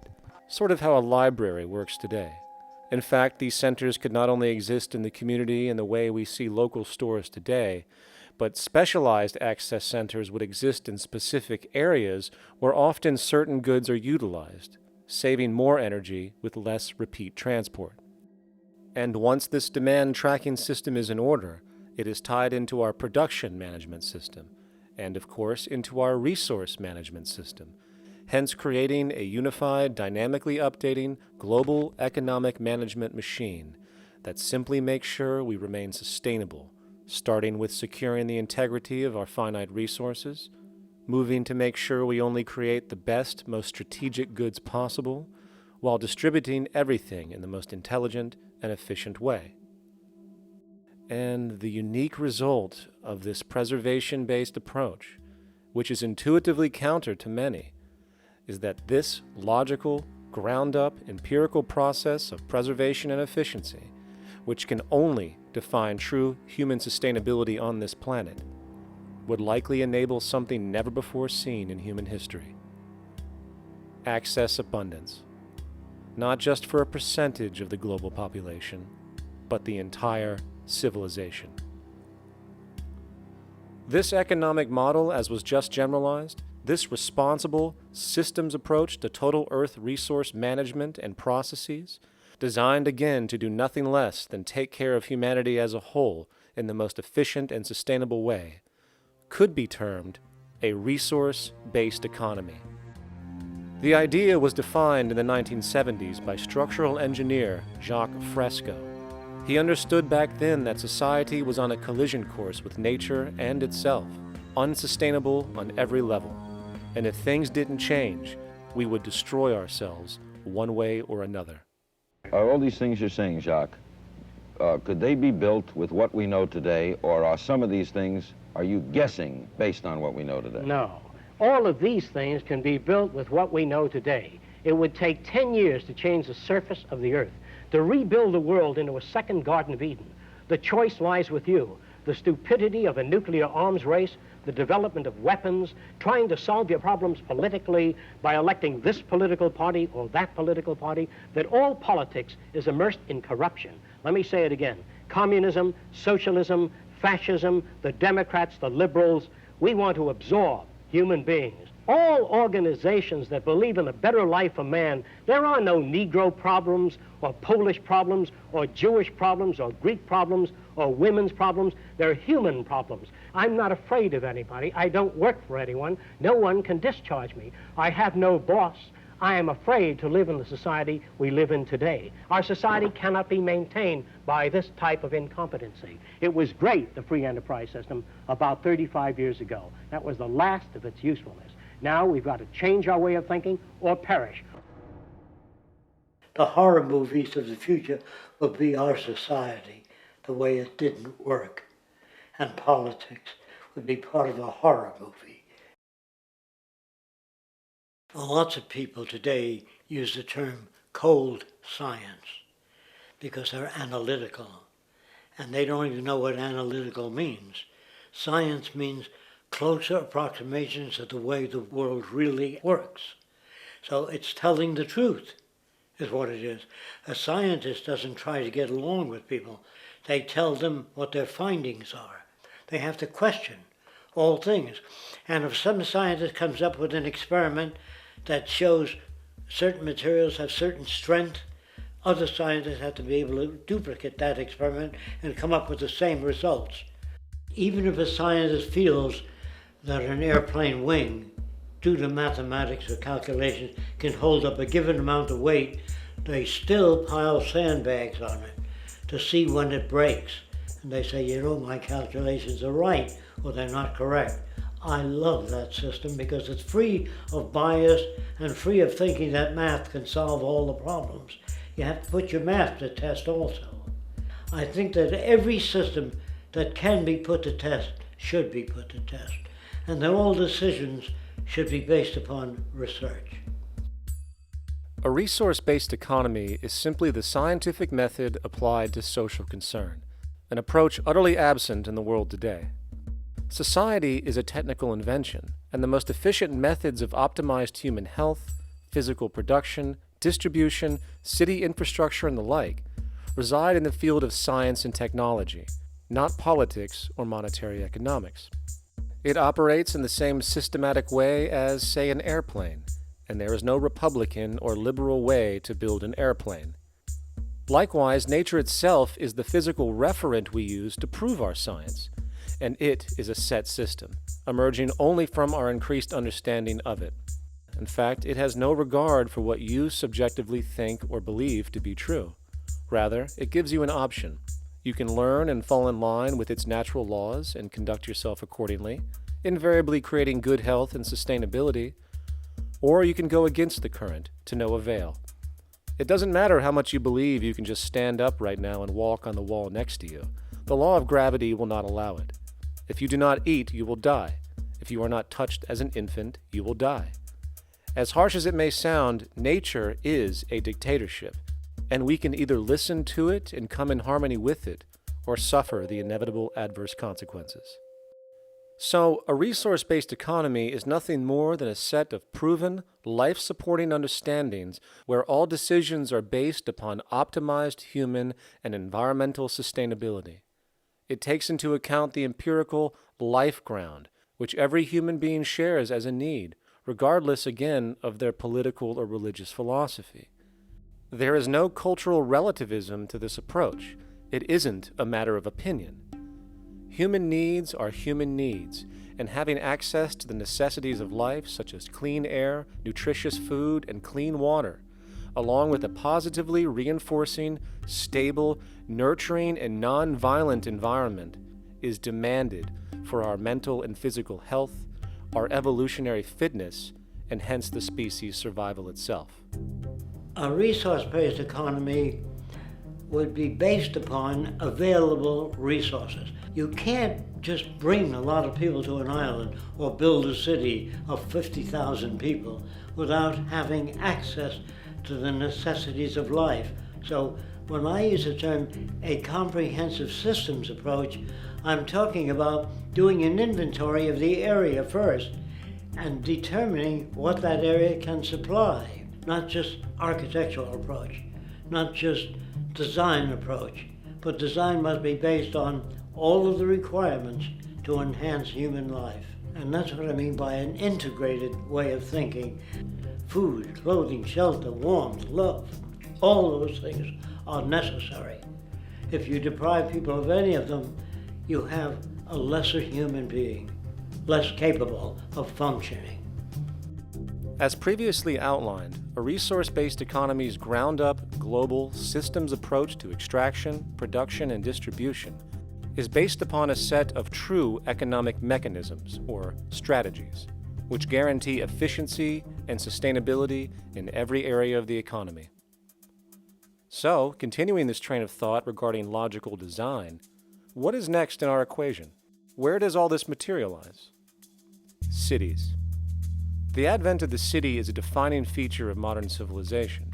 Its role is to enable efficient access to the necessities of life, along with increased social support and community interaction. So how would we go about designing an ideal city? What shape should we make it? Square? Trapezoid? Well, given we're going to be moving around the thing, we might as well make it as equidistant as possible for ease, hence the circle. What should the city contain?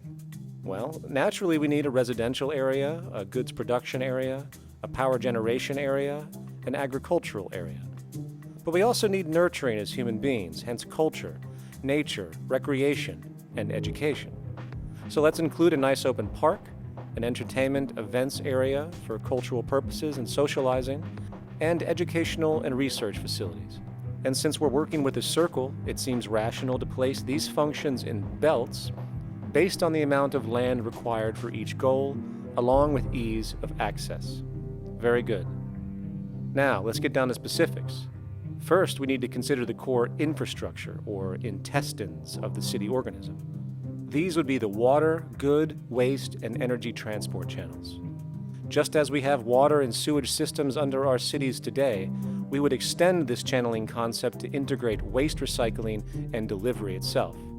No more mailmen or garbage men. It is built right in. We could even use automated pneumatic tubes and similar technologies. Same goes for transport. It needs to be integrated and strategically designed to reduce or even remove the need for wasteful, independent automobiles. Electric trams, conveyors, transveyors, and maglevs, which can take you virtually anywhere in the city, even up and down, along with connecting you to other cities as well. And of course, in the event an automobile is required, it is automated by satellite for safety and integrity. In fact, this automation technology is in working order right now. Automobile accidents kill about 1.2 million people every single year, injuring about 50 million. This is absurd and doesn't have to occur. Between efficient city design and automated driverless cars, this death toll can be virtually eliminated. Agriculture. Today, through our haphazard, cost-cutting industrial methods, using pesticides, excessive fertilizers, and other means, we have successfully destroyed much of the arable land on this planet, not to mention also extensively poisoning our bodies. In fact, industrial and agricultural chemical toxins now show up in virtually every human being tested, including infants. Fortunately, there is a glaring alternative: the soilless mediums of hydroponics and aeroponics, which also reduce nutrient and water requirements by up to 75% of our current usage. Food can now be organically grown on an industrial scale in enclosed vertical farms, such as in 50-story 1-acre plots, virtually eliminating the need for pesticides and hydrocarbons in general. This is the future of industrial food cultivation, efficient, clean, and abundant. So, such advanced systems would be, in part, what comprise our agricultural belt, producing all the food required for the entire city's population, with no need to import anything from the outside, saving time, waste, and energy. And speaking of energy, the energy belt would work in a systems approach to extract electricity from our abundant renewable mediums, specifically wind, solar, geothermal, and heat differentials, and if near water potentials, tidal and wave power. To avoid intermittency and make sure a positive net energy return occurs, these mediums would operate in an integrated system, powering each other when needed, while storing excessive energy to large supercapacitors under the ground, so nothing can go to waste. And not only does the city power itself, particular structures will also power independently and generate electricity through photovoltaic paints, structural pressure transducers, the thermocouple effect, and other current but underutilized technologies. But of course, this begs the question, how does this technology and goods in general get created in the first place? This brings us to production. The industrial belt, apart from having hospitals and the like, would be the hub of factory production. Completely localized overall, it would of course obtain raw materials by way of the global resource management system just discussed, with demand being generated by the population of the city itself. As far as the mechanics of production, we need to discuss a new, powerful phenomenon which was sparked very recently in human history and is on pace to changing everything. It's called mechanization, or the automation of labor. Well, if you look around you, you'll notice that almost everything that we use today is built automatically. Your shoes, your clothes, your home appliances, your car, and so on. They are all built by machines in an automatic way. Can we say that the society has not been influenced by these major technological advancements? Of course not. These systems really dictate new structures and new needs, and they make a lot of other things obsolete. So we've been going up in the development and use of technology in an exponential way. So definitely automation is going to continue. You cannot stop technologies that just make sense. Labor automation through technology is at the bottom of every major social transformation in human history. From the agricultural revolution and the invention of the plow, to the industrial revolution and the invention of the powered machine, to the information age we live in now through essentially the invention of advanced electronics and computers. And with regard to advanced production methods today, mechanization is now evolving on its own, moving away from the traditional method of assembling component parts into a configuration into an advanced method of creating entire products in one single process. Like most engineers, I'm fascinated by biology because it's so full of examples of extraordinary pieces of engineering. And what biology is the study of things that copy themselves. Of course, that's good a definition of life as we've got. Again, as an engineer, I've always been intrigued by the idea of machines that would copy themselves. RepRap is a three-dimensional printer. That's to say, it's a printer that you plug into a computer, and instead of making two-dimensional sheets of paper with patterns on, it makes real, physical, three-dimensional objects. Now, there's nothing new about that. 3D printers have been around for about 30 years. Big thing about RepRap is that it prints most of its own parts. And so if you've got one, you can make another one and give it to a friend, as well as being able to print lots of useful things. From the simple printing of basic household goods in your home, to the printing of an entire automobile body in one swoop, advanced automated 3D printing now has the potential to transform virtually every field of production, including home construction. Contour crafting is actually a fabrication technology, the so-called 3D printing, when you directly build a 3D object from a computer model. Using contour crafting, it will be possible to build a 2,000 square foot home entirely by the machine in one day. The reason that people are interested in automating construction is that it really brings a lot of benefits. For example, construction is pretty labor intensive, and although it provides job for a sector of the society, it also has issues and complications. For example, construction is the most dangerous job that there is. It is worse than mining and agriculture. It has got the highest level of fatality almost in every country. Another issue is the waste. An average home in the United States has 3 to 7 tons of waste. So this is huge if we look at the impact of construction and knowing that about 40% of all materials in the world are used in construction. So big waste of energy and resources and big damage to the environment as well.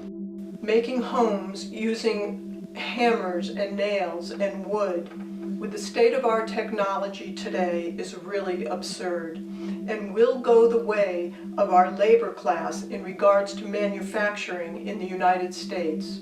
Recently, there was a study by economist David Autor of MIT that states that our middle class is obsolete and being replaced by automation. Quite simply, mechanization is more productive, efficient, and sustainable than human labor in virtually every sector of the economy today. Machines do not need vacations, breaks, insurance, pensions, and they can work 24 hours a day every day. The output potential and accuracy compared to human labor is unmatched. The bottom line, repetitive human labor is becoming obsolete and impractical across the world, and the unemployment you see around you today is fundamentally the result of this evolution of efficiency in technology. For years, market economists have dismissed this growing pattern, which could be called technological unemployment, because of the fact that new sectors always seem to emerge to reabsorb the displaced workers. Today, the service sector is the only real hub left and currently employs over 80% of the American workforce, with most industrialized countries maintaining a similar proportion. However, this sector is now being challenged increasingly by automated kiosks, automated restaurants, and even automated stores. Economists today are finally acknowledging what they have been denying for years. Not only is technological unemployment exasperating the current labor crisis we see across the world due to the global economic downturn, but the more the recession deepens, the faster the industries are mechanizing. The catch, which is not realized, is that the faster they mechanize to save money, the more they displace people, the more they reduce public purchasing power. This means that while the corporation can produce everything more cheaply, fewer and fewer people will actually have money to buy anything, regardless of how cheap they become. The bottom line is that the labor for income game is slowly coming to an end. In fact, if you take a moment to reflect on the jobs which are in existence today, which automation could take over right now if applied, 75% of the global workforce could be replaced by mechanization tomorrow. And this is why, in a resource-based economy, there is no monetary market system, no money at all, for there is no need. A resource-based economy recognizes the efficiency of mechanization and accepts it for what it offers. It doesn't fight it like we do today. Why? Because it is irresponsible not to, given any interest in efficiency and sustainability. And this brings us back to our city system. In the center is the central dome, which not only houses the educational facilities and transportation hub, it also hosts the mainframe that runs the city's technical operations. The city is, in fact, one big automated machine. It has sensors in all technical belts to track the progress of agriculture, energy gathering, production, distribution, and the like. Now, would people be needed to oversee these operations in the event of a malfunction or the like? Most probably yes, but that number would decrease over time as improvements continue. However, as of today, maybe 3% of the city population would be needed for this job when you break it down. And I can assure you that in an economic system which is actually designed to take care of you and secure your well-being, without you having to submit to a private dictatorship on a daily basis, usually to a job that is either technically unnecessary or socially pointless, while often struggling with debt that doesn't exist just to make ends meet. I guarantee you people will volunteer their time left and right to maintain and improve a system that actually takes care of them. And coupled with this issue of incentive comes the common assumption that if there isn't some external pressure for one to work for a living, people will just sit around, do nothing, and turn into fat, lazy blobs. This is nonsense. The labor system we have today is in fact the generator of laziness, not a resolver of it. If you think back to when you were a child, full of life, interested in new things to understand, likely creating and exploring, but as time went on, the system pushed you into the focus of figuring out how to make money. And from early education to study at a university, you are narrowed, only to emerge as a creature which serves as a cog in a wheel in a model that sends all the fruits to the upper 1%. Scientific studies have now shown that people are, in fact, not motivated by monetary reward when it comes to ingenuity and creation. The creation itself is the reward.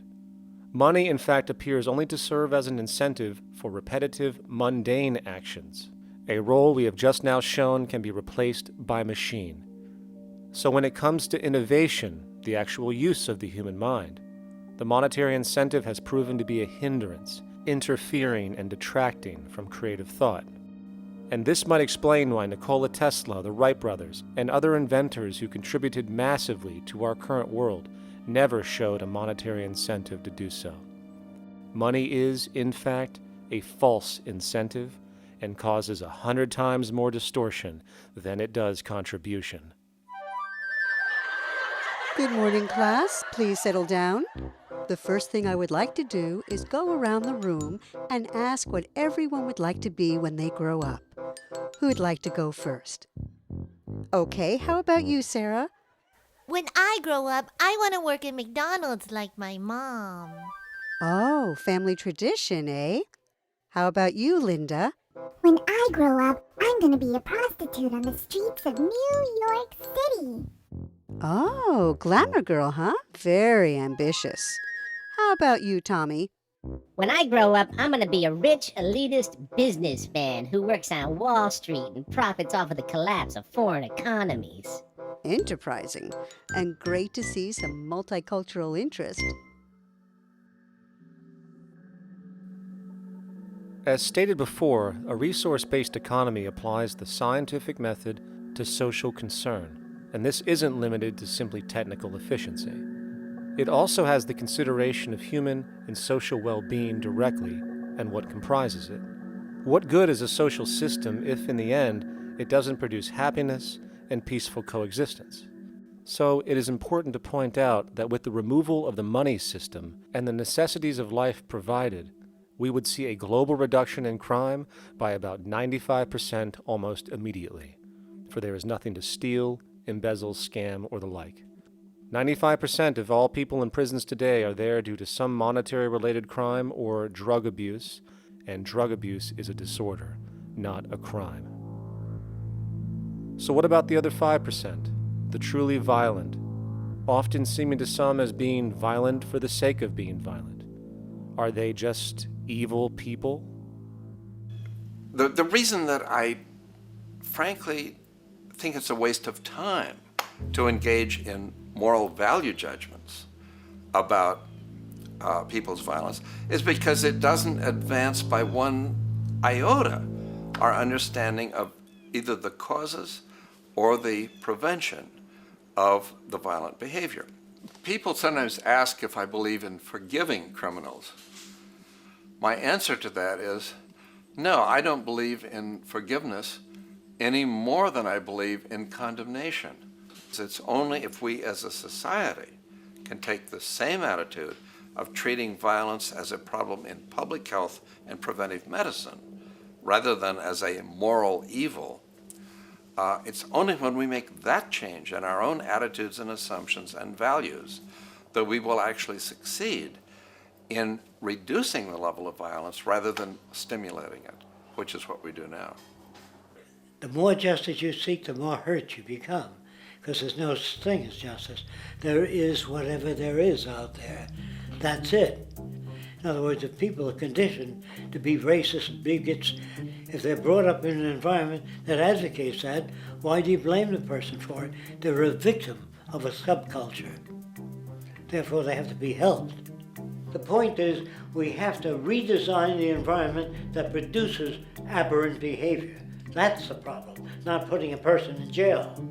That's why judges, lawyers, freedom of choice, such concepts are dangerous, because it gives you misinformation that the person is bad or that person is a serial killer. Serial killers are made, just like soldiers become serial killers with a machine gun. They become killing machines, but nobody looks at them as murderers or assassins, because that's natural. So we blame people. We say, well, this guy was a Nazi, he tortured Jews. No, he was brought up to torture Jews.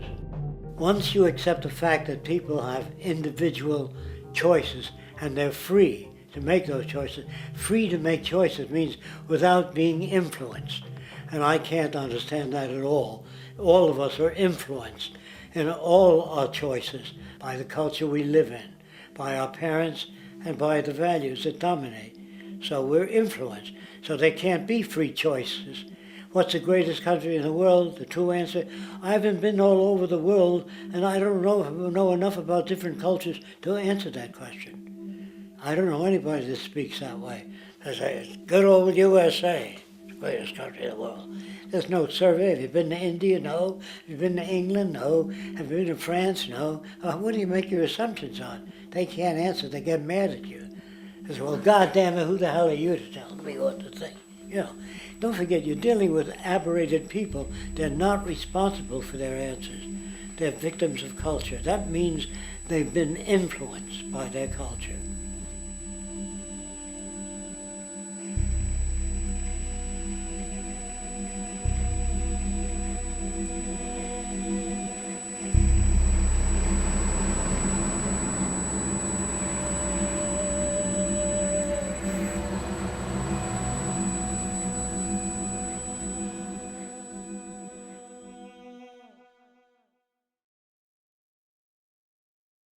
When we consider a resource-based economy, there are often a number of arguments that tend to come up with regard to the efficiency. Now hold on just a minute. Yes? I know what this is. This is called Marxism, buddy. Stalin killed 800 billion people because of ideas like this. My father died in the gulag. Hold on. Communist, fascist. You don't like America, you should just leave. All right, everybody just calm down. Death to the New World Order. Death to the New World Order. And as the irrationality of the audience grew, shocked and confused, suddenly the narrator suffered a fatal heart attack. And the seemingly communist propaganda film was no more.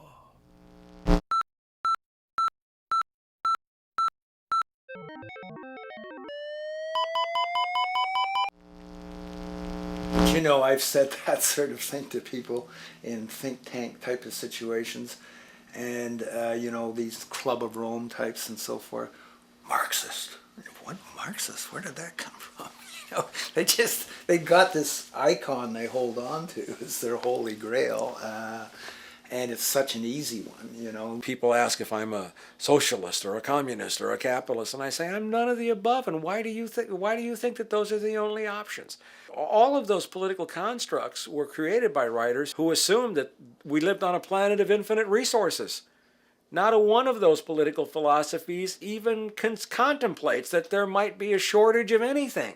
I believe that communism, socialism, free enterprise, fascism are part of social evolution, that you can't take a giant step from one culture to another But they're in-between systems. Before there's any ism, we've got a life ground, and the life ground is, as I just described most easily, it's all the conditions required to take your next breath, and that involves the air you breathe, the water you get, the safety you have, the education you can access, all these things that we share and use and that no life in any culture can do without. So we've got to reset down to the life ground, and the life ground is no longer any ism. It's life value analysis. It's simply a matter of historical fact that the dominant intellectual culture of any particular society reflects the interests of the dominant group in that society. In a slave-owning society, the beliefs about human beings and human rights and so on will reflect the needs of the slave owners. In a society which again is based on the power of certain people to control and profit from the lives and work of millions of others, the dominant intellectual culture will reflect the needs of the dominant group. And so that if you look across the board, the ideas that pervade psychology and sociology and history and political economy and political science fundamentally reflect certain elite interests. And the academics who question that too much tend to get shunted to the side or to be seen as sort of radicals. The dominant values of a culture tend to support and perpetuate what is rewarded by that culture. And in a society where success and status is measured by material wealth, not social contribution, it is easy to see why the state of the world is what it is today. We are dealing with a values system disorder, completely denatured, where the priority of personal and social health have become secondary to the detrimental notions of artificial wealth and limitless growth. And like a virus, this disorder now permeates every facet of government, news media, entertainment, and even academia. And built into its structure are mechanisms of protection from anything that might interfere. Disciples of the monetary market religion, the self-appointed guardians of the status quo, constantly seek out ways to avoid any form of thought which might interfere with their beliefs, the most common of which are projected dualities. If you are not a Republican, you must be a Democrat. If you are not a Christian, you might be a Satanist. And if you feel society can be greatly improved to consider perhaps, taking care of everyone, you're just a utopianist. And the most insidious of them all, if you are not for the free market, you must be against freedom itself. I'm a believer in freedom. Every time you hear the word freedom being said anywhere or government interference said anywhere, it means, decoded, blocking maximization of turning money into more money for private money possessors. That's it. Every other thing they'll say, oh, we need more commodities for people, oh, this is freedom against tyranny and so forth. Every time you see it, you can decode it down to that. And I think you'll find a one-to-one correlation with every time they use it. And this is a sense in which we might call it's a syntax, a governing syntax of understanding and of value, so that it governs beneath their own recognition of it. So they may not say, oh, I didn't mean that at all, but in fact, that's what they do. Just like you may speak a grammar, and you have rules of grammar you follow without recognizing what the rules are. And so what we have is what I call the ruling value syntax that underlies this. So every time they use these words, government interference, lack of freedom, or progress, or development, you can decode them all to come back to mean that. Of course, when you hear the word freedom, it tends to be in the same sentence with something called democracy. It's fascinating how people today seem to believe that they actually have a relevant influence on what their government does, forgetting that the very nature of our system offers everything for sale. The only vote that counts is the monetary vote, and it doesn't matter how much any activist yells about ethics or accountability. In a market system, every politician, every legislation, and hence every government is for sale. And even with the $20 trillion bank bailout starting in 2007, an amount of money which could have changed, say, the global energy infrastructure to fully renewable methods, instead going to a series of institutions that literally do nothing to help society, institutions that could be removed tomorrow with no recourse. The blind conditioning that politics and politicians exist for the public well-being still continues. The fact is, politics is a business, no different than any other in a market system, and they care about their self-interest before anything else.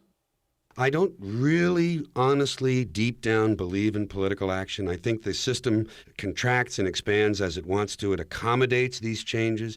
I think the civil rights movement was an accommodation on the part of those who own the country. I think they see where their self-interest lies. They see a certain amount of freedom seems good, an illusion of liberty. Give these people a voting day every year so that they'll have the illusion of meaningless choice. Meaningless choice that we go like slaves and say, "Oh, I voted."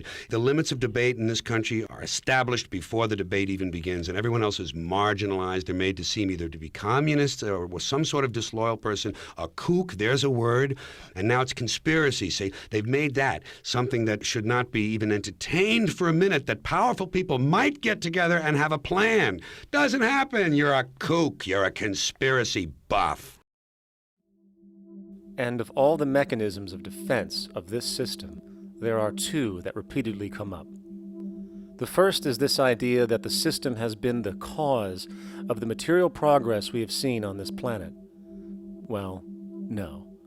There are basically two root causes which have created the increased so-called wealth and population growth we see today. One, the exponential advancement of production technology, hence scientific ingenuity. And two, the initial discovery of abundant hydrocarbon energy, which is currently the foundation of the entire socioeconomic system. The free market, capitalist, monetary market system, whatever you want to call it, has done nothing but ride the wave of these advents with a distorted incentive system and a haphazard, grossly unequal method of utilizing and distributing those fruits. The second defense is a belligerent social bias generated from years of propaganda, which sees any other social system as a route to so-called tyranny, with various name droppings of Stalin, Mao, Hitler, and the death tolls they generated. Well, as despotic as these men might have been, along with the societal approaches they perpetuated, when it comes to the game of death, when it comes to the systematic daily mass murder of human beings, nothing in history compares to what we have today. Famines throughout at least the last century of our history have not been caused by a lack of food. They've been caused by relative poverty. The economic resources were so inequitably distributed that the poor simply didn't have enough money with which to buy the food that would have been available if they could have afforded to pay for it. That would be an example of structural violence. Another example, in Africa and some other areas, but I'll particularly focus on Africa, tens of millions of people are dying of AIDS. Why are they dying? It's not because we don't know how to treat AIDS. We have, millions of people in the wealthy countries are getting along remarkably well because they have the medicines that will treat it. The people in Africa who are dying of AIDS are not dying because of the HIV virus. They're dying because they don't have the money with which to pay for the drugs that would keep them alive. Gandhi saw this. He said the deadliest form of violence is poverty. And that's absolutely right. Poverty kills far more people than all the wars in history, more people than all the murderers in history, more than all the suicides in history. Not only does structural violence kill more people than all the behavioral violence put together, structural violence is also the main cause of behavioral violence.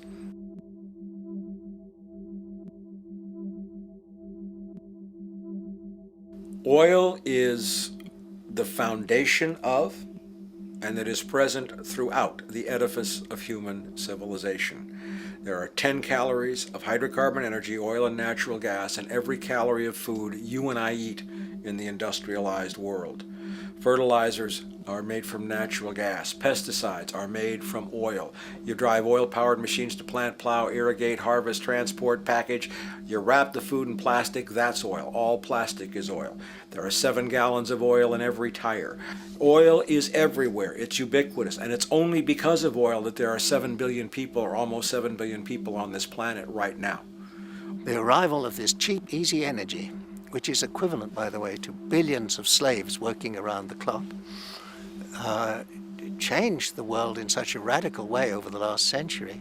And the population has gone up 10 times. But by 2050, oil supply is able to support less than half the present world's population in their present way of life. So the scale of adjustment to live differently is just enormous. The world is now using 6 barrels of oil for every barrel it finds. 5 years ago, it was using 4 barrels of oil for every barrel it finds. A year from now, it's going to be using 8 barrels of oil for every barrel it finds. What's disturbing to me is the lack of any real effort from governments worldwide or industry leaders worldwide to do something different. I mean, we have these sort of attempts to build more wind power and to maybe do something with tide. We've got attempts to make our cars a little bit more efficient. But there's nothing which really looks like a revolution coming along. These are all pretty minor. And that, I think, is pretty frightening.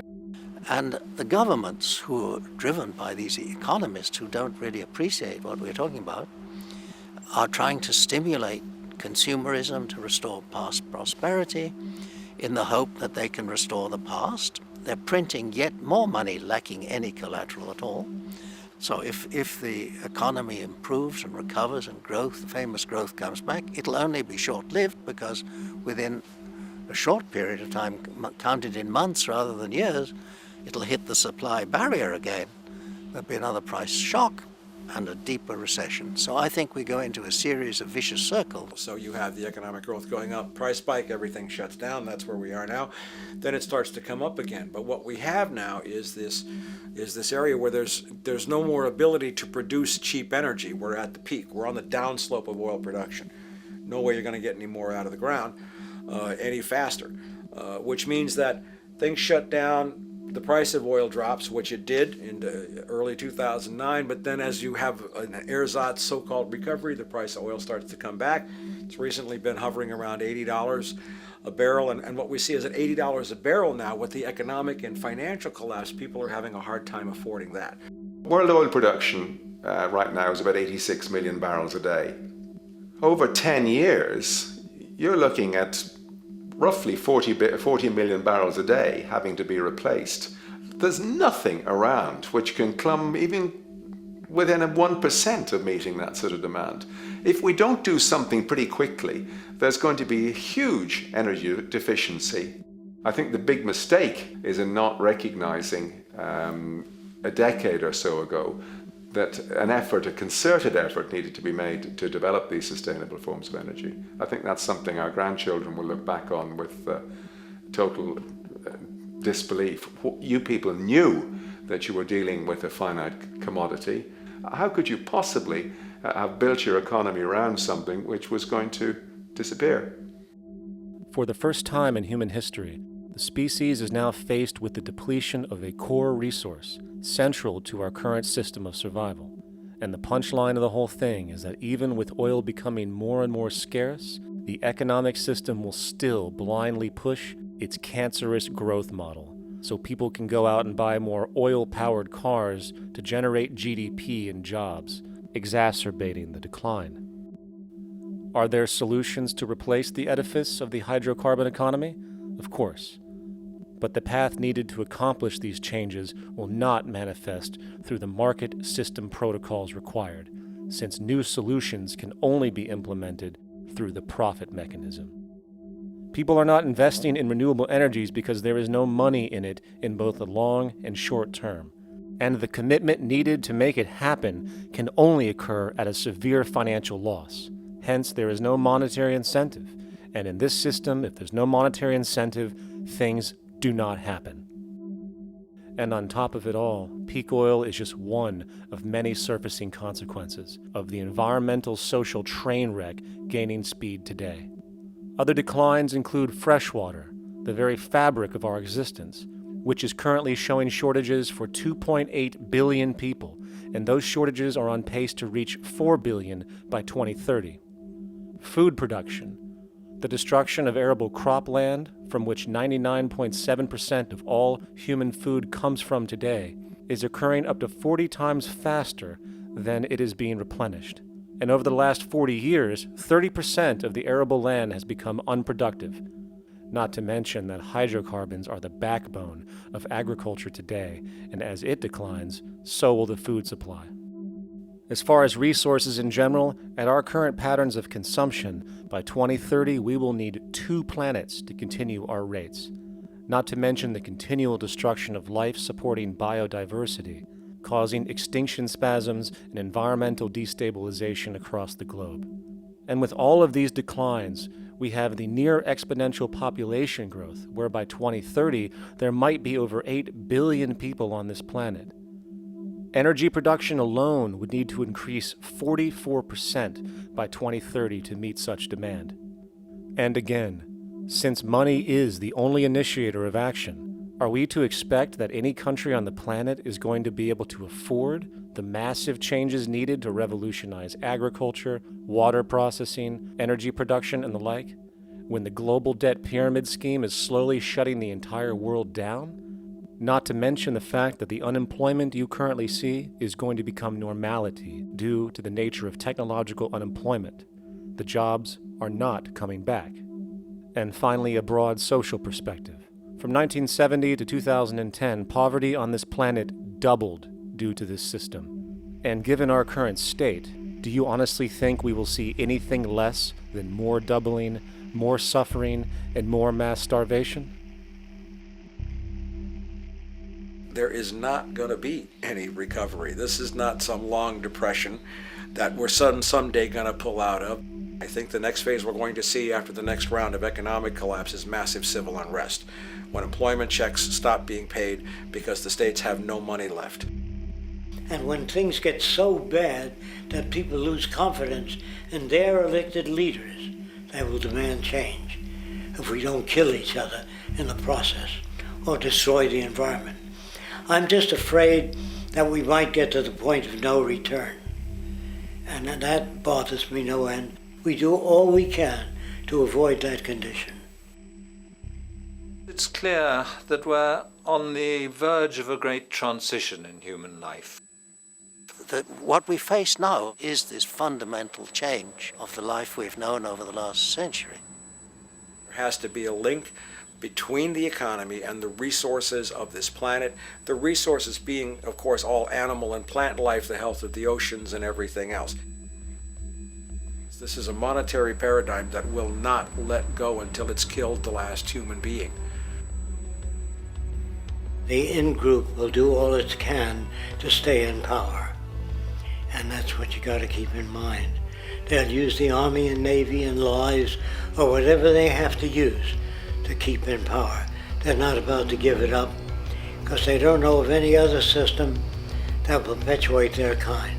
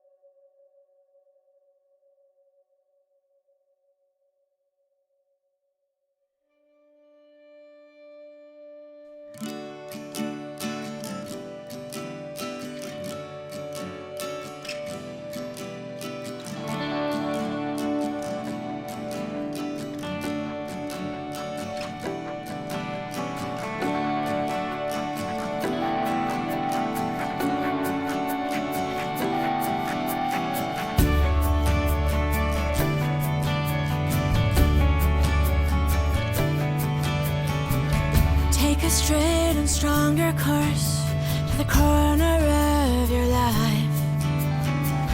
Just remember that the goal is for us all to capture all we want.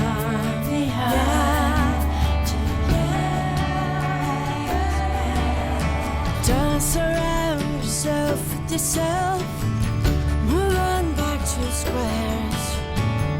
Send an instant karma to me, and I shall live with love and care for yourself.